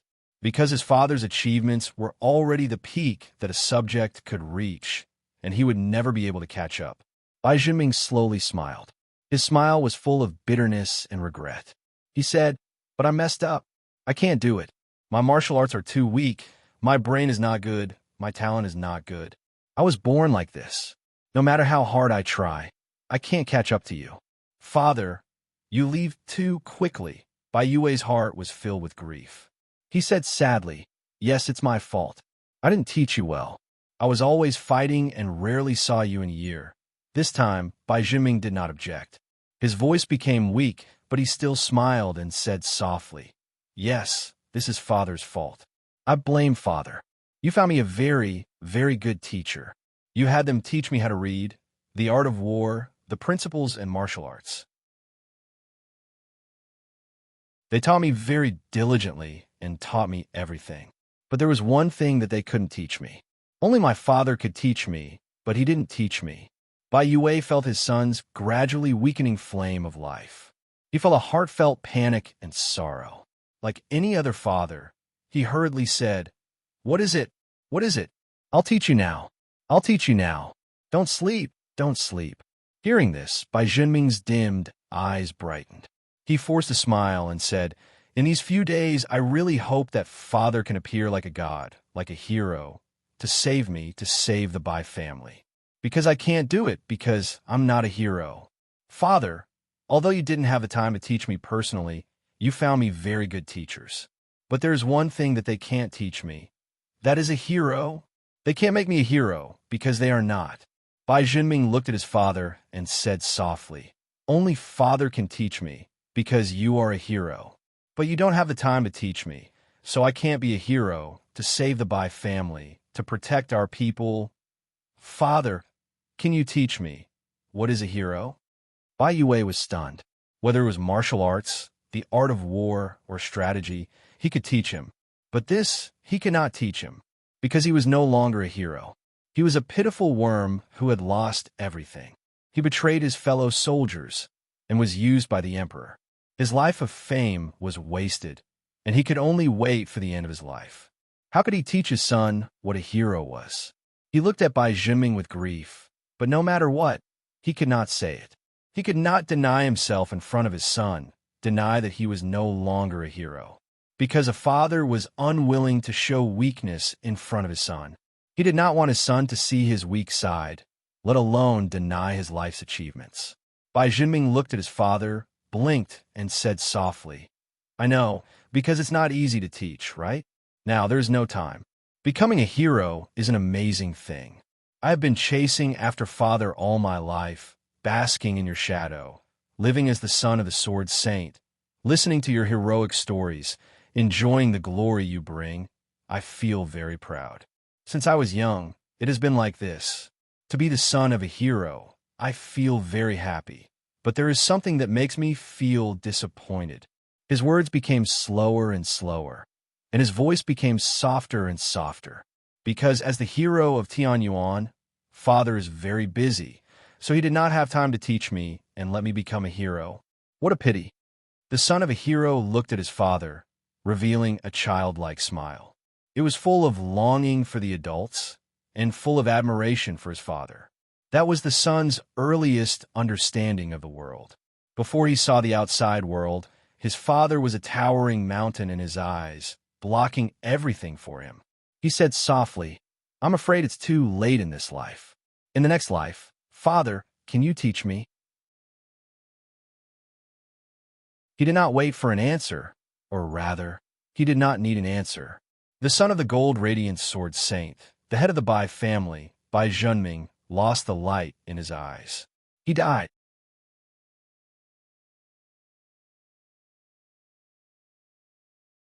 Chapter 699. Bai Yue's heart felt as though it was being hammered by a sledgehammer. In his decades of military life, he had seen countless heroes pass away, but none of them could compare to the heart-wrenching pain he felt now. Not only because the deceased in his arms was his own son, but also because of the question he asked before he left. Hero, these two words were like the sharpest dagger, stabbing into his heart and stirring up blood. It made him feel shame, sadness, despair, grief, because he was no longer a hero. He was not worthy. A pitiful person who had denied his life, who had lost everything. How could he be a hero? What qualifications did he have to teach his son to show him what a hero was? He had nothing left. Nothing could be saved. His son's life, his own fate, everything. He was like a chess piece on a chessboard.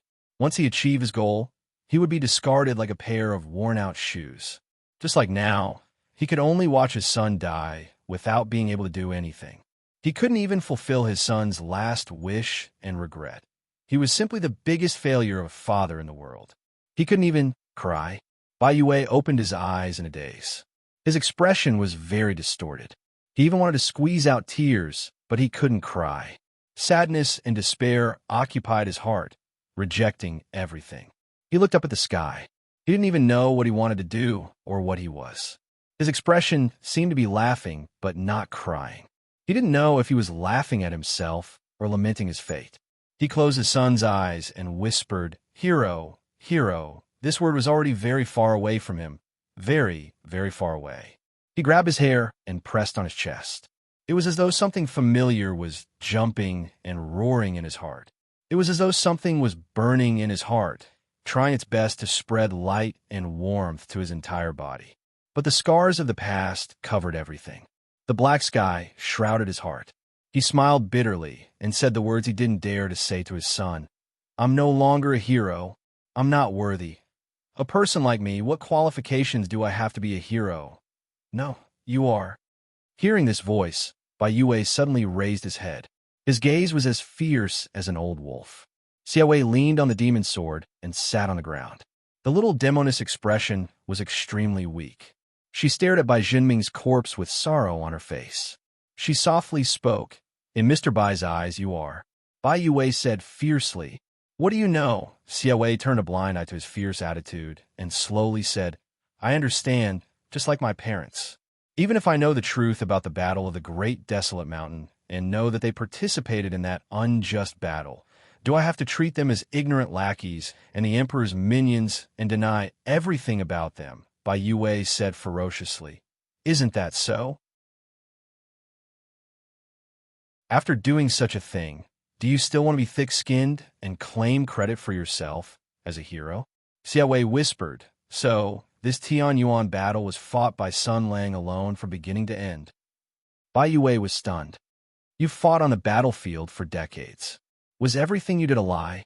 The battles you won, the people you saved, the siege in Yu County, the attack in Feng City, the battle at the Sha River. Were all these also Sun Lang's contributions? The imperial court's rewards and the world's respect for you. Was it all because of the battle of the Great Desolate Mountain? You've been a senior official for 3 dynasties. Was it all because of the final victory? Bai Yue sighed sadly. No amount of contributions can make up for my stupidity in the end. But Mr. Bai doesn't care. Xiaowei's eyes were filled with sorrow. She looked at Bai Junming's body and whispered, in his heart, you're perfect. Just like in my heart, my parents are still heroes of Tianyuan. They may have made a mistake at the end of their lives, but that doesn't mean they can deny their lifetime achievements and sacrifices. Even if everyone in the world sees them this way, as their daughter, I shouldn't compromise. Xiaowei calmly said, I won't deny the mistakes they've made, but I won't forget the merits they've made. I will remember everything about them, whether it's good or bad, Bai Yue murmured. It doesn't make any sense, Xiaowei whispered. But as a child, how can I watch my father fall into a quagmire? Just like before Mr. Bai left, he couldn't forget his father's glorious figure. That was the most eternal impression he had of you. No matter whether he was good or bad, no matter whether you were good or bad, you were still father and son. Bai Yue stroked Bai Junming's face that was gradually turning cold. He whispered, he was a good child, but I wasn't a good father. I didn't teach him well. Seeing me like this, he must be very disappointed because I can't teach him what a hero is. I'm not one anymore. Xiaowei sighed. Yes, he was very disappointed, but not because of that. Mr. Bai left with regret because he saw a pitiful and weak old man instead of the indomitable father in his memory. Even if he didn't hesitate to take on the heavy responsibility of protecting you, he must have longed to see the heroic father in his memory instead of the current you. Bai Yue murmured, but I'm not. I'm already crippled. Xiaowei's expression dimmed. Unfortunately, I discovered it too late. It's useless to say anything now. Sun Lang's regret is probably irreparable. She seemed to be muttering to herself, but when Bai Yue heard it, it sounded like a loud bell. He raised his head abruptly. What? Sun Lang's regret? Xiaowei turned her head and looked at Sun Lang's figure. Previously, after Sun Lang kicked Bai Junming to Bai Yue, he faced Russia head-on. He was like an impenetrable wall, blocking all of the gold obsidian sword spirit's attacks. It was as though he was giving the Bai father and son the safest chance to bid farewell. Xiaowei sighed. Sun Lang should be in the same state as Mr. Bai. Bai Yue felt like he had been struck by lightning. His entire body was trembling. The entire world was spinning as he said with a trembling voice, This is impossible. Xiaowei whispered, I only discovered it not too long ago, but there were signs long ago. Sun Lang could have killed you long ago, but he insisted on treating your amnesia. Bai Yue shook his head forcefully. It's not like that. He wanted to treat me because he didn't want to kill a lunatic. He wanted to see the real me before. The little demoness bit her lips and whispered. Then, after you woke up, you spoke humbly to him, denying your life's achievements and calling yourself a clown. You turned a deaf ear to Russia's mockery and acted extremely lowly. You closed your eyes and waited for death. But did Sun Lang make a move? He was even angry. Did you see any joy in bowing down to his enemy on his face? Xiaowei's voice was tinged with sorrow. He didn't want to see you like this at all. Bai Yue's soul trembled and trembled. It was as if there was a ball of fire burning fiercely in his heart. The entire world rumbled as the sky turned into a rich blood color. Siawei's words seemed to come from the horizon. Rushu and Sister Lu both said that Sun Lang treated you as a father and a master. You taught him, reminded him, and saw him as your successor and the best disciple. You created so many achievements side by side with him. In his heart, you are also a hero of indomitable spirit. Therefore, even if the incident at the great desolate mountain made him want to kill you, the shadow you left in his heart would not become despicable and dark. He still remembers the gold radiance sword sage who illuminated the world. The one he wants to kill is the gold radiance sword sage who illuminated the world, not a pitiful worm who was willing to be lowly. Bai Yue shook his head fiercely and denied. No, it shouldn't be. I don't believe it. It can't be like that. I'm that kind of person. I'm that kind of person. Xiaowei said softly. I told you before, but you didn't believe me. I said that even if Sun Lang killed the present you, he would not feel happy because he doesn't know the present you. Do you understand? Bai Yue's heart was already in turmoil. He felt as if something was struggling and roaring at the bottom of his heart. He pressed down on his throbbing heart. His mouth was dry, and he even felt terrified and retreated. He was looking forward to a glimmer of light, but he was afraid that after this illusion, there would be deep darkness. For some reason, he shouted, Sun Lang. Sun Lang, who was fighting with Rushu, turned his head. Their gazes collided in midair. He didn't need to ask any questions. All he needed to do was look at him in the eye. If it were Sun Lang, who had fought side by side on the battlefield, who had won the 10 victories with 10 victories, and who had the most tacit understanding with him, Sun Lang would definitely understand. He would understand the look in his eyes, the humble, pleading, expectant, fearful look in his eyes. Their gazes only lasted for a second. Sun Lang brandished his sword chi and swam through Rush's attacks. He said indifferently, Can you still fight? Just like in the past, just like when they were on the battlefield. Just these 4 words were like 4 beams of light that tore through the dark clouds and tore apart the curtains in the sky. Bai Yue's tears gushed out. Tears that he had not shed even after his son's death flowed down in large droplets. He choked and cried as he used all his strength to stand up while trembling. It was like a mountain had been erected once again. Xiaowei looked at Bai Yue in astonishment. She felt that the elder had become different. Then she saw a faint white light. At first, it was a sporadic point of light before it gathered into a tiny cloud. Then it was a river, and slowly it became a raging sea. In the sky, Rushu fell into extreme shock. He could not understand everything that was happening in front of him. The sword spirit said in shock, What? What is this? How can you still condense gold radiance, sword chi? What's going on? Bai Yue did not answer him. He looked at Sun Lang with guilt, pity, apology, and gratitude in his eyes. If this is your wish, then let us make up for your final regret. Resplendent sword flashes rose from his body. His life, body, soul, everything shone with dazzling sword flashes. The high-spirited Bai Yue in his youth, the accomplished Bai Yue in his youth army, the steady and magnanimous middle-aged Bai Yue, an elder of 3 dynasties, a veteran general in the army, undefeated in 100 battles, and a world-famous meritorious service. The glory he gained by fighting with his saber and spear forged the illustrious name of the gold radiant sword sage. His entire life was fused into this dazzling sword flash. He was the gold radiance sword sage. Regardless of whether the sword spirit had betrayed him, regardless of whether martial arts existed, he was still the gold radiance sword sage. This was because this name was not bestowed upon him by the emperor, nor did it exist because of the holy sword. This was his life, his achievements, his everything. Regardless, he had once fought bravely on the Tianyuan battlefield for the country and countless citizens. This merit would not be erased. This was because there were people who still remembered the time when they fought side by side. Bai Yue held his right hand in the air before pulling it up inch by inch. The white sword flash turned bright as it gradually condensed into a radiant entity. It was a sword.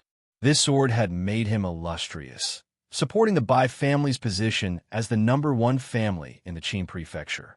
Now, after losing it, this newly forged holy sword had a new meaning. Upon seeing this sword, Rushu's voice could not help but be filled with horror. He screamed, "Gold Radiance Holy Sword! This is impossible. I'm the spirit of the Gold Radiance. How can there be another holy sword? Then what am I? What am I? What am I?" No one paid any attention to the crazy the devil, be it Sun Lang or Bai Yue. They only wanted to complete something that had yet to be completed. Sun Lang said indifferently, "Follow me." Then he soared into the sky, into the sky, into the upheaval. Bai Yue held the holy sword as he floated up. One after another, two powerful sword flashes that swept across the mountains and rivers soared into the sky. Without any exchange of words, they fought side by side once again. Rushu yelled frantically, "Impossible! I'm Rushu, the spirit of the Gold Radiance Sword. I'm the spirit of the saints, born in the mountains. Don't even think of defeating me. Don't even think of denying me." The power of the Gold Radiance churned violently as countless rocks charged into the sky and gathered together, forming a ferocious face of a devil. Then, it smashed towards Sun Lang and Bai Yue. Sun Lang's sword flash shot out as sword beams danced, shattering the layers of falling rocks. Bai Yue followed closely behind. The two sword flashes danced wildly in the sky. Everyone in the Bai family fort saw this scene. The ferocious, demonic face in the sky and the two dazzling rays of light were like ribbons. It was as if the heroes of the Heaven Yuan Empire had saved everything in the dark and silent world of the Sky Demon. Wei Zhongxian and the others shed tears because they had seen the same scene during the Great War of the Heaven Yuan Empire. The two unparalleled generals of the Heaven Yuan Empire worked together seamlessly as they fought side by side. The brilliance of the dual sword saints shone on the battlefield, making all the soldiers feel at ease and excited. They did not expect to see this scene again after 2 years. Sun Lang sliced apart the shattered rocks, opening the final passageway. Behind him, Bai Yue suddenly rushed out. The dazzling golden radiance sacred sword shone with a peerless light that was hard to find in this world. Like a hero, the sacred sword that shone in the sky carried the honor and disgrace of its master, cleaving into the nightmarish past. Then, the feeling of Rushu disappeared. It completely disappeared from this world. Sun Lang and Bai Yue landed on the ground. The holy sword in Bai Yue's hand shone with a sharp golden light. He stabbed the holy sword into the ground. The falling rocks were pulled by an invisible force and slowly fell to the ground. The collapsed mountains stabilized, and the violent tremors gradually subsided. The catastrophe had finally come to an end. Xiaowei stood up and ran happily to the two of them. She saw Sun Lang and Bai Yue standing opposite each other in silence. The little fairy seemed to have realized something, and she slowly stopped in her tracks. Then, Bai Yue pulled out his holy sword and looked at Sun Lang. He suddenly smiled. "It's time to end it." Sun Lang also smiled and raised his hand. "Very good." The little fairy was shocked. Sadness emerged from the bottom of her heart. She wanted to stop them, but she did not want to. Perhaps this was the best result, because it was indeed time to end it. Whether it was the nightmare of Sun Lang or Bai Yue, it was still the battle of Tianyuan that had not ended yet. Xiaowei closed his eyes and said slowly, "Sister Lu." Ji Du hesitated. "You." The little fairy raised her hand, and Ji Du turned into a purple light and rushed to Sun Lang. Sun Lang held his sword in his hand, and Bai Yue stabbed with his sword.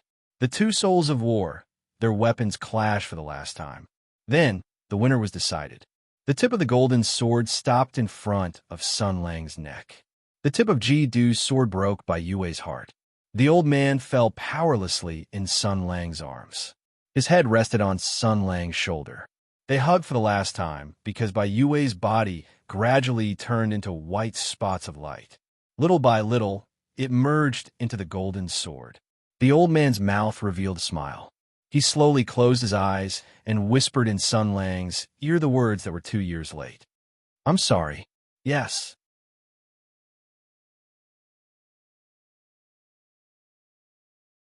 Chapter 700. After the natural disaster caused by the landslide and the man-made disaster outside the castle, the crumbling by castle finally returned to its former tranquility after the two brilliant sword rays cut through the demonic clouds in the sky. The earth-shaking earthquake had disappeared without a trace, as if it was just an illusion. The mountains were as tall and majestic as before, but the ruins were telling the truth. All of this was real. Low moans sounded in the ruins. Those who were lucky enough to escape looked around blankly. After hearing the cries for help, they shivered. After a moment of hesitation, they went to save people. The Jianghu swordsmen and the guards of the Bai family looked at each other in dismay. One side put down their weapons, and the other side did the same. Some things in this world were interconnected. They had all seen the two earth-shattering sword rays cut through the sky. Even if they did not know the cause and effect, they suddenly extinguished the desire to fight. Sun Lang held by Yue's body in his arms as he stood quietly in the heart of the Bai clan fort's shovel sword garden. He waited until the old man's body turned into pure light and merged with the golden luminous sacred sword. His expression was very strange, as if he was sad and relieved. In the end, it all turned into a gentle smile, and the reborn holy sword floated quietly in the air and floated in front of him. Sun Lang stared at the sacred sword that was right in front of him. This sacred sword was no different from the golden radiance sacred sword in his memories. However, there was a new meaning to it now. He stared at this imperial weapon and felt the calling of his bloodline. He stretched out his hand, and then the holy sword meekly fell into his hand. The resplendent sword light was activated, and the holy sword, which held a strong, murderous aura, blossomed with a sharp light, enveloping him in the sword light, but it did not hurt him at all. There was no need for the holy sword to choose its master, and there was no need for the imperial weapons of the imperial court to assist the ceremony. There was no doubt that he was already the master of the holy sword. This was by Yue's gift, his apology, his blessings, his expectations, his inheritance, his everything was in this sword. Sun Lang's other hand was still holding Ji Du, the sword spirit in the sword, asked excitedly, "Is the sword spirit of Gold Star?" Sun Lang was silent for a moment. Then he shook his head slightly. "No, he's already tired. He has no regrets." The other Lu Shujin also fell silent, and then said softly, "If that's the case, that's fine too." Xiao Wei slowly walked to Sun Lang's side. Sun Lang turned around and looked at her. The little demoness also looked back at Sun Lang. This time, there was no hatred, because at some point, the hatred and confusion in Xiao Wei's heart had faded a lot. She even felt relieved. Looking at everything around her, everything seemed to have a new meaning in her eyes. She had gone through unimaginable things when she went down the mountain this time. She had witnessed the pain and redemption of the two heroes of the Heaven's Origin sector. The two streaks of sword light shining in the sky would become an unforgettable memory for her. She was so lucky to be able to personally participate in the story of the two of them. Suddenly, Xiao Wei laughed. She stood up straight and said in a soft but serious voice, "I'm sorry. I'm saying this on behalf of my parents." Sun Lang also laughed. He said with a smile, "I'm sorry. I'm saying this to you." The two of them laughed together. Sun Lang held the Ji Du demon sword horizontally and handed it to the little demoness. "Here." The little demoness was stunned for a moment. She hesitated. "Don't you need Sister Lu's help?" Sun Lang smiled and waved the gold star sacred sword in his hand. "I already have one, although it's better to have more of the best equipment. Aunt Lu likes you very much, so you can keep it first." The little demoness was still a little hesitant. Her hand touched the edge of the Ji Du demon sword, and her communication with the sword spirit lasted for a moment. Then, Xiao Wei's face turned red. She secretly glanced at Sun Lang and then bashfully took the demon sword. She said softly, "I know." Sun Lang was a little confused, but he still smiled and said softly, "It's finally over. This trip was not in vain. I'm very happy. Xiao Wei, I also have to thank you this time." He calmly thanked Xiao Wei. His tone was very normal and natural. Xiaowei looked at Sun Lang's smiling face. There was sincerity in the warmth. Suddenly, her heart seemed to be hit by something. Her heartbeat became very fast. At this moment, she realized that Sister Lu said that Sun Lang was once regarded as a reincarnated sage and was unswervingly followed by the soldiers of the 6 armies. It was probably not a lie. She saw the shadow of this person's past in Sun Lang's smile. The person who worked hard to raise his head and bathe in the light. Her face was a little red. She looked at Sun Lang and said softly, "You seem to be a little different." Sun Lang did not deny it. He looked at the sacred sword in his hand and said slowly, "Maybe." Before he left, he taught me a lot of things. Some things that had been forgotten or thrown away before maybe picked up by me again. This is all thanks to him. He forced himself to stand up with a body riddled with holes. He burned his life's glory and reforged everything into a new gold glorious sacred sword. This shining figure would be engraved in his heart forever. Bai Yue was still the person in his memory. It was really great. Xiaowei showed a clear smile and said softly, "Then, there are no regrets?" Sun Lang's eyes were in a trance. He seemed to have thought of something very, very far away. Then he shook his head and said, "There are still some." His words were calm, but there was a trace of sorrow in his soul. The nightmare that had haunted him for his entire life. The nightmare that had haunted him for 6 years. The desperate situation in the great desolate mountain, and the betrayal of Bai Yue that had bound Sun Lang in the darkness. Looking at Sun Lang like this, Xiaowei's heart ached. She took 2 steps forward and hugged Sun Lang. Then she felt Sun Lang's body shake and let out a surprised sound. Xiaowei's heart also beat wildly. She felt all the blood in her body rushing to her face. Wow, what am I doing? Why am I doing this? How can I do this to him? Master said that only husband and wife can do this kind of thing. She lowered her head, not wanting Sun Lang to see her blushing cheeks. Her body was trembling because she had never done such a bold thing. But even so, she still stubbornly hugged Sun Lang and stammered, "No, don't misunderstand. This is a victory hug. I just want to comfort you a little." After she stuttered, she felt Sun Lang's tense body slowly relax. Then, her shoulder became warm and a hand hugged her shoulder. Sun Lang's calm voice sounded, "And thank you." After hearing this sentence, Xiaowei suddenly felt the shame and anxiety in her heart recede like a tide. She slowly relaxed and arched her head to a more comfortable angle. She buried her head in Sun Lang's arms. She felt that her whole person was surrounded by a peaceful and tranquil aura. It was very peaceful. She was also tired. These 10 days of running and tiredness, these days of anxiety and confusion, and today's events were unforgettable. The young girl's ignorant thoughts, the blood feud of her parents, the dilemma of the world, the truth of history, the hero's end and redemption. These heavy burdens were not something a little girl could bear. But in the end, she bravely faced everything, walked through the clouds of suspicion and hatred, and came to the light. Today, she had truly become an adult and grown up. She was no longer the carefree and innocent little girl of the past, because in one day, she learned the cruelest truth of the world.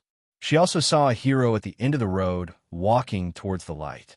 The battle of the great desolate mountain that shook the world and forever changed the universe was a despicable conspiracy. The gold radiant sword saint, who left his name in history, was just a chess piece in the hands of the emperor. However, at the last moment of his life, Bai Yue, who was covered in wounds, gathered his life into a holy sword that illuminated the world and found the meaning of being a hero again. The beauty in the darkness and the hope in the desperate situation made her understand what true kindness and justice were. They were not empty slogans, nor were they empty insistence. Instead, they were choices and beliefs in the face of adversity, fearlessness and courage in the face of despair. Perhaps the world was like this. Darkness and light danced together, justice and evil coexisted. When darkness shrouded the earth and sorrow descended, there would always be things worth remembering, heroes worth remembering. There would always be people who treasured those things and passed them down. So the light continued. Xiaowei hugged Sun Lang tightly and whispered, "You said that hatred will devour a person." Sun Lang replied with a grunt. The little fairy said slowly, "It's really like this. I was almost swallowed by hatred. Many people are like this, so I don't plan to take revenge. I don't hate you." Sun Lang smiled and said, "That's great." Xiaowei gathered her courage and raised her head. She hugged Sun Lang and looked up at him. Her cheeks were bright red. The shy girl had a different kind of charm. Her eyes were a little blurred as she whispered, "Being swallowed by hatred is not a good thing. So can you also?" Sun Lang was silent. The little fairy's expression was a little sad. She smiled bitterly and said, "It really can't. It shouldn't be an easy thing." Sun Lang said slowly, "Yes." Xiaowei raised her head and looked straight at Sun Lang. Her tone was very solemn. "Then, are you willing to give it a try? Just like today, just like now. This world is very good. In addition to hatred, there are many things that can be done." Her voice slowly lowered and her face was red, but she still continued, I can be with you. I can cook very well, do housework very well, and learn everything very quickly. We can also go back to the place where I grew up. It's very quiet there, and there are many friends." Sun Lang raised his hand and rubbed Xiaowei's head. His face was full of smiles. "I have a home, but you can also go and have a look. There are many good people in Mingzhou, and there are also people you know." "He has a Taoist name, Bai Shui." Xiaowei was stunned for a moment, and then said in surprise, "The one you mentioned before, is it Wu?" At this point, she seemed to feel that it was very impolite and immediately covered her mouth. Sun Lang smiled, and his tone was very distant. His thoughts had also drifted far away. "There are also many people waiting for me there. There's a guy who's very compatible with your temperament. I've been away for a while, so I can go back.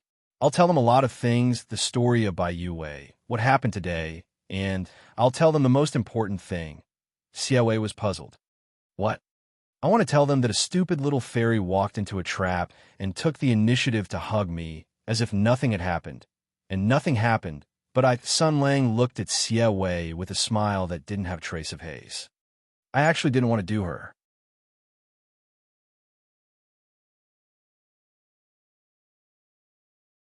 Chapter 701. An ideal was an ideal, and reality was reality. Of course, the ideal was wonderful. After defeating the monster, untying the knot in one's heart, sending away his comrades, and getting a heavenly weapon, he could happily take his new harem back to have a get-together. How was that possible? This was the most fucked up part of reality. Those beautiful romantic moments were actually only a small part of life, and most of them were boring daily necessities. Just like the heroes in Jianghu, doing chivalrous deeds, pretending to be pretentious and beating up bullies, but most of the time, they were eating dust on the road. Just like before the decisive battle between two armies, the soldiers fought with their lives, bathed in blood, and seemed to be hot-blooded, but the battle only lasted for a short while. Most of the time, it was still cumbersome deployment of troops and swearing. Therefore, Sun Lang could not leave for a while. He bid farewell to Bai Yue and had a more beautiful summary and outlook with Xiaowei. Since the beautiful romantic moments were over, it was time for simple oil, salt, sauce, and vinegar. To put it simply, Bai Yue left behind a mess. Bai Jinming was also dead, and the father and son had left, leaving behind a shattered Bai clan and a bunch of confused swordsmen outside the castle. What happened today almost made everyone break their backs. Originally, the Bai family was aggressive, and in the blink of an eye, it was going to turn into ruins. But then, there was a sudden change. First, the earth cracked, the mountains collapsed, and then two peerless martial artists joined hands to kill the demon. Maybe the last sword light was too dazzling, or maybe the figures of the two heroes of Tianyuan were too glorious. In short, everyone who saw this scene was somewhat dispirited. They could no longer raise their killing intent. But the onlookers were still outside, and they could not just go down the mountain directly. Those martial arts leaders who were detained and kidnapped by Sun Lang were also under Wei Zhongxin's control. Not to mention the Bai clan. Although the Bai clan had suffered many casualties in the previous collapse, there were still many survivors. These people had lost their clan master and ancestor, and were as panicked as stray dogs. If they were left to their own devices, they would definitely scatter in all directions, which would lead to many changes and turbulence. Moreover, there had to be an explanation for what had happened today. The truth behind the Huaichuan incident, the cause of Bai Yue's death, what had happened to the Bai family fort. Everything had to be explained, and the final say was in his own hands. So, he really couldn't leave, because I remember that Bai Jinming gave me everything of the Bai family. In other words, this place is my property. So, naturally, I have the final say here. Sun Lang sat in the Bai clan's meeting hall with his legs crossed and his eyes narrowed. His gaze swept across the martial arts world's heroes. Wei Zhongxian stood behind him with his eyes narrowed and a kind look on his face. Grandmaster Ji Ying and the others looked at the two of them and felt a chill run down their spines. Sun Lang smiled and said, "In other words, the Bai clan is my territory. Does anyone have any objections?" Everyone shook their heads frantically. They had seen the two sword lights that pierced through the heavens and the earth, so they had a new understanding of Sun Lang's martial arts and identity. This young man's image in their minds became even more unfathomable. Even Grandmaster Ji Ying could only say at Ba. After all, the Bai clan's property was not the property of the Sanskrit temple. This was not a matter of principle. Sun Lang nodded and said, "Very well. As expected of the law-abiding martial arts world's heroes, you know that the property of a citizen is sacred and inviolable. In other words, the Bai clan fort is now my territory. If you want to cause trouble here, you're not giving me any face. If you don't give me any face, I will have to cut you down." When the crowd heard this, they all said that they did not dare to do so. They cursed in their hearts. "Damn it, weren't you the one who planned to lead the martial arts world's people to attack the fort? How dare you say that now?" Sun Lang pretended not to see their bitter faces. He nodded and said, "Then I thank you all. Since you have given me face, I will accept it. I am actually a very easygoing person. As the saying goes, everyone is for me, and I am for everyone. Since you have given me face, I will consider your interests." Many of the old and cunning people felt a chill in their hearts. They knew that the main show was about to begin. This person was so violent and unreasonable that he called them here for a meeting. It was definitely not to declare the ownership of the Bai clan and warn the martial arts world's martial artists not to mess around. If it was only for this reason, he would not waste time talking. He would just chase them away directly. As expected, Sun Lang said sincerely, "You have traveled thousands of miles to the Bai clan fort for the matter of Huaichuan. Now you must be confused. If you leave with your tails between your legs, how are you going to answer the sect master and your martial arts friends when you go back?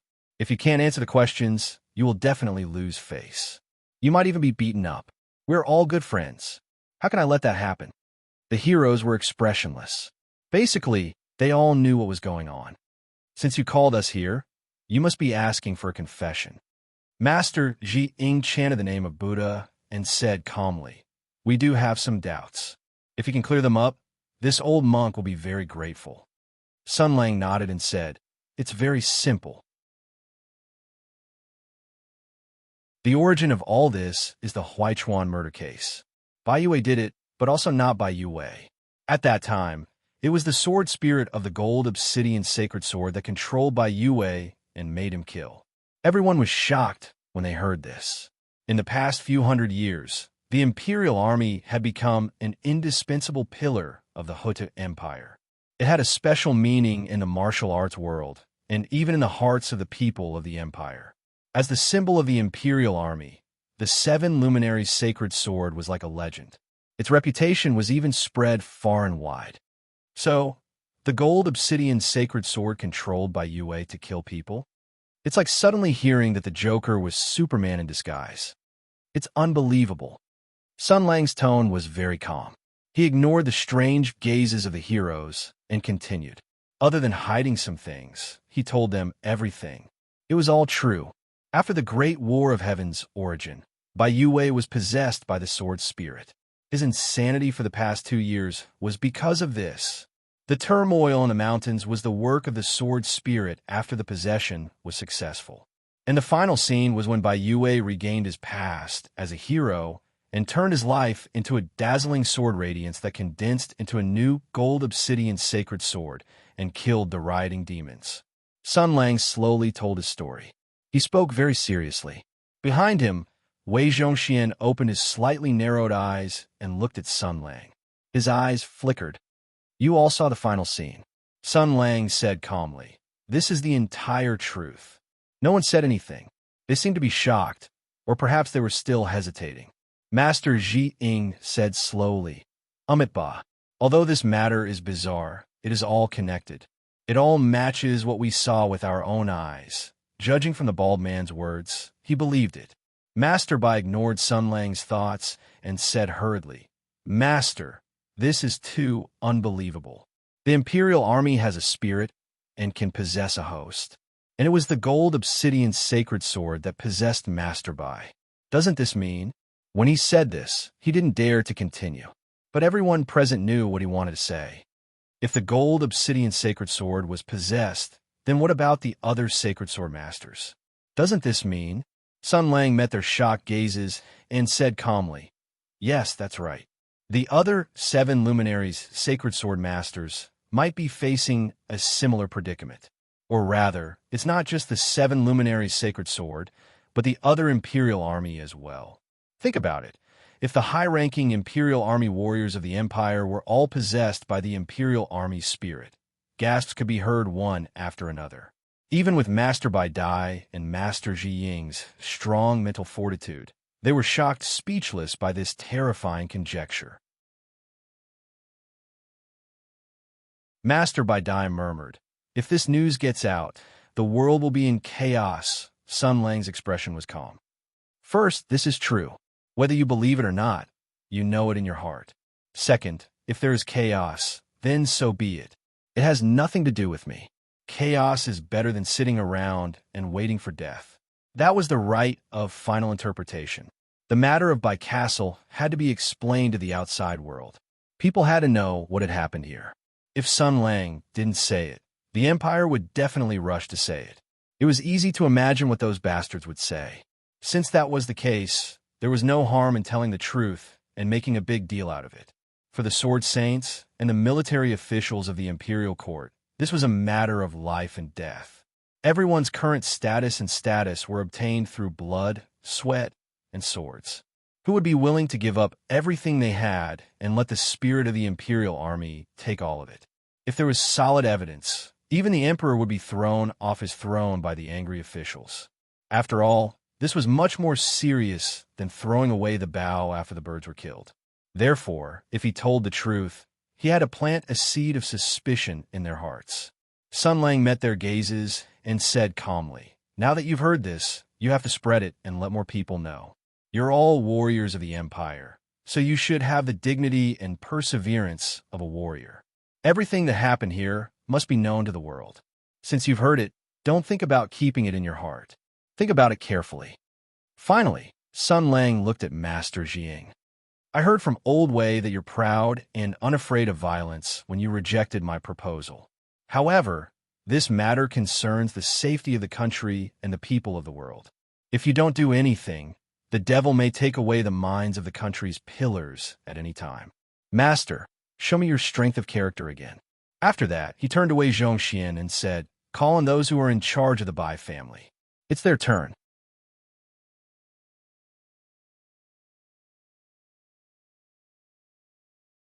Chapter 702.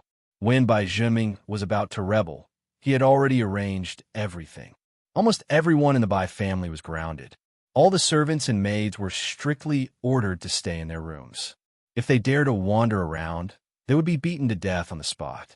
It was the same for some distant clansmen. As for the noble elders of the Xianfang clan and some elite children, they hid in the underground chambers and secret passages that had been built in advance. There were water and food, as well as vicious traps and sharp weapons, enough to ensure the safety of the Bai family elites to the greatest extent. However, Everyone knew that Rushu had unreasonably caused a large-scale earthquake. More than half of the underground chambers and passageways that the Bai family had painstakingly built collapsed. The poor Bai family elites were either dead or injured. There were not many who survived. Even after several hours of rescue work, there were not many who were saved. There were even fewer who were willing to come and see Sun Lang. Not long after Wei Zhongxian left, he brought in a dozen or so Bai family elders who had yet to recover from their shock. Some of them still had traces of fear on their faces, while others were calmly looking around. Most of them were looking at Sun Lang, who was sitting in the main seat of the meeting hall. Wei Zhongxian, on the other hand, walked directly behind Sun Lang. He narrowed his eyes and lowered his head, turning back into an ordinary old servant.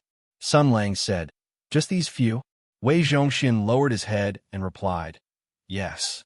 Some of the elders are injured or worried about their family property, so they are indifferent to us. We can't force them to come." Sun Lang nodded and said, "Then there's no need for them to come." Looking at the Bai family elders with different expressions, Sun Lang sat boldly on the main seat and said to them, "The first thing is to report the situation to all of you. Bai Yue is dead, Bai Zhenming is dead, and that steward Bai is also dead." The faces of the Bai clan members suddenly changed. Even the most shrewd of them almost cried out in alarm. In these past few years, Bai Yue had been like a god to them. Bai Yue was the sky of the Bai clan. It was under his protection that the Bai clan became the #1 clan in the Qin prefecture. But now, without giving them time to panic or cry, Sun Lang said, "The second thing, my name is Sun Lang. I'm Bai Yue's comrade and can be considered his junior. You can call me his disciple or his adopted son. It's up to you. Now that he's dead, the Bai clan has no one to rely on. Naturally, I can't just sit by and do nothing." The eyes of a few smart people suddenly moved, and a faint joy rose from the bottom of their eyes. The clan head was dead, and the old thing was also dead. In other words, the Bai clan's clan head was finished, and the position of clan head would definitely fall into the hands of the collateral branches. This guy, surnamed Sun, seemed to have some connections. No matter whether what he said was true or not, it was necessary to win him over. After all, he was an outsider. If he wanted to take care of the Bai clan, he had to establish a new clan head. But before they could finish their wishful thinking, they heard Sun Lang say, "So, from today onwards, I'm the acting clan head of the Bai clan. I'll restore the order of the Bai clan as soon as possible, reorganize the Bai clan's properties, and carry out reforms. If you cooperate with my work, I can let you drink more soup." A stone stirred up 1,000 ripples. Even the Wulin heroes who hadn't left yet felt that this was a bit too much. Hey, you beat Bai Yue like a dog over there. If it weren't for Bai Yue's interference, I'm afraid the Bai clan would have been burned to the ground by you. Now you want to swallow the entire Bai clan in the blink of an eye? Your table manners are too unsightly, aren't you? These foreign lean heroes all felt that Sun Lang's table manners were too ugly, let alone the Bai clan. They were all stakeholders. Suddenly, someone jumped out to claim the ownership of the entire Bai clan. No one could stand it. Someone gathered his courage and said, "Words have no proof. Who can prove that you're the elder ancestor's disciple?" Sun Lang smiled and said, "Good question." He stretched out his hand, and a white, sharp golden light rose from his palm. The sharp, holy sword turned from illusory to solid, outlining the fierce and murderous outline of the sword. Whether it was the Bai clan or the Wulin heroes, they were all attracted by the cold light and the dazzling holy sword. Many people murmured, "The holy sword of gold glory." No one denied or questioned the authenticity of the holy sword. When a golden light shone, everyone knew in their hearts. This was indeed the holy sword that Bai Yue relied on to become famous. At this time, it fell into the hands of this young man. Sun Lang inserted the holy sword of gold glory into the ground and said, "This is the token. Bai Yue gave this sword to me, which is equivalent to entrusting the Bai clan to me. There's no problem, right? Since there's no problem, let's get to work. First, you all sign up and let me get to know." Wait! Suddenly, a graceful old man with a long beard came out of the crowd. He looked at Sun Lang and said with a gentle expression, "Nephew Sun, right?" This old man is Brother Yui's younger brother. I'll call you nephew. This old man thinks that the so-called acting patriarch matter needs to be discussed at length. Sun Lang asked with a smile, "What do you want to discuss?" The old man stroked his long beard and nodded. "Nephew, you're young and talented. Your martial arts and character are excellent, but managing a clan is a great skill. Nephew, although you're talented and intelligent, but the affairs of the clan are complicated. I'm afraid that you won't be able to handle it alone. It will also drag down your martial arts cultivation." Sun Lang nodded and said, "That's reasonable. That's reasonable. Then what do you think?" The old man's eyes flashed with joy and said, "I've been here for dozens of years. Although I don't have any great skills, I still have experience in managing the clan's affairs. In my opinion, such trivial matters should be left to us to discuss. Nephew, you're not a member of the Bai clan. If you rashly intervene in the Bai clan's affairs, you'll be giving people the right to gossip. How about this? This old man has a granddaughter, 16 years old. She can be considered gentle and lovely. I'd like to betroth her to you." As he spoke, the other old masters of the Bai clan praised in their hearts. The older the ginger, the spicier it was. This kind of hothead, if they first flattered him, then tempted him with beauty and treasures, he would basically be bewitched. If they used marriage to win him over, sooner or later he would become a hired thug of the Bai clan and the gold, luminous sacred sword. This was the Bai clan's property. How could it fall into the hands of outsiders? The sacred sword was bestowed by the imperial court. How could the old man privately give it to an outsider? It would be better to find an opportunity to complain to the imperial court. While they were thinking, they heard Sun Lang sigh and say, "I thought that as the younger brother of the old man, you would stand up this time and have a good opinion. I didn't expect you to say such vulgar words again." The old man was stunned. Sun Lang turned away Zhongxian and said, "The next stage of your work is to be responsible for screening the self-righteous idiots.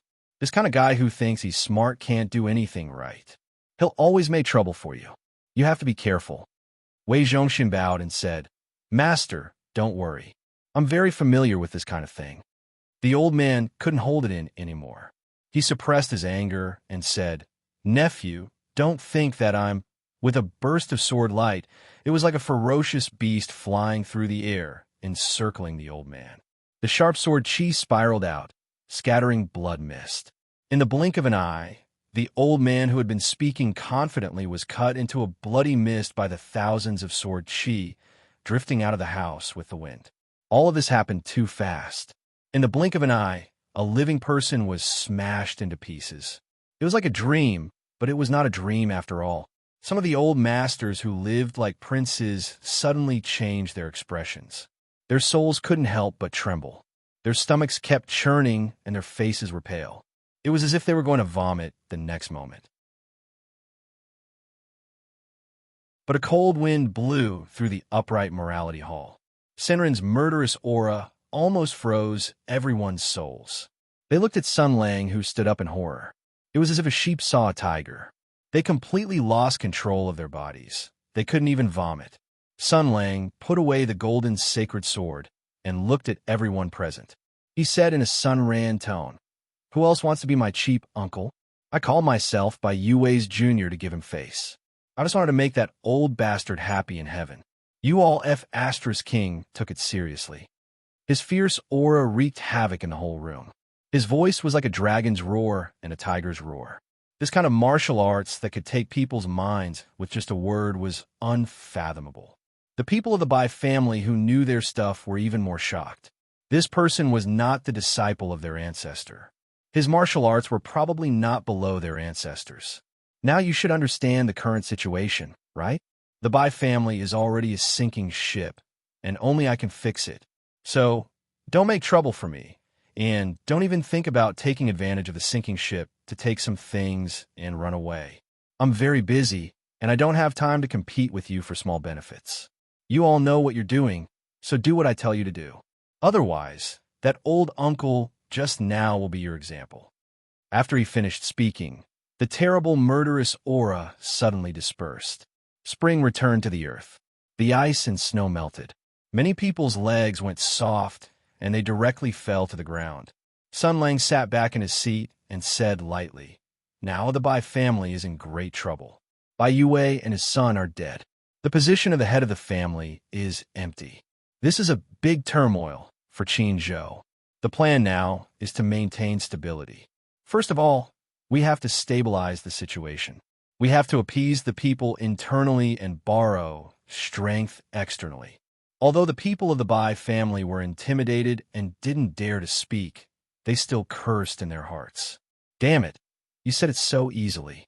Appeasing the people is one thing, but borrowing strength externally? How?" The Bai family is the #1 family in Qinzhou. A tall tree attracts the wind. It's fine if they don't hit you when you're down. Sun Lang took in their expressions and then asked Wei Zhongxian, "Who is the great general of Qinzhou?" Wei Zhongxian bowed and said, "Master, it's great general Wang Wuan." Sun Lang nodded and said, "So it's Wang Ermatzi. Hey, the one standing in the front row? I'm talking about you. I'll write a letter. You bring a few people to Qinzhou and send it to Wang Wuan. Ask him to bring people to support the Bai family." The person who was called was about to cry. He said with fear, I'm afraid great General Wang won't come. He's been living in seclusion these years. He doesn't meet with outsiders." Sun Lang stared and said, "Bai Yue is dead. I'm the head of the family now. I asked him to come because I'm giving him face.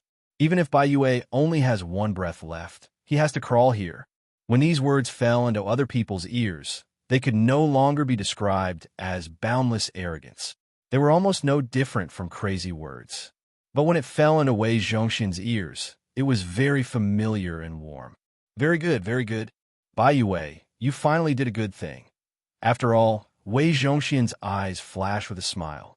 After all, the master from 2 years ago was better. You're tuning into the Warrior Lore YouTube channel. Don't forget to subscribe and join us on this journey to catch the most captivating stories.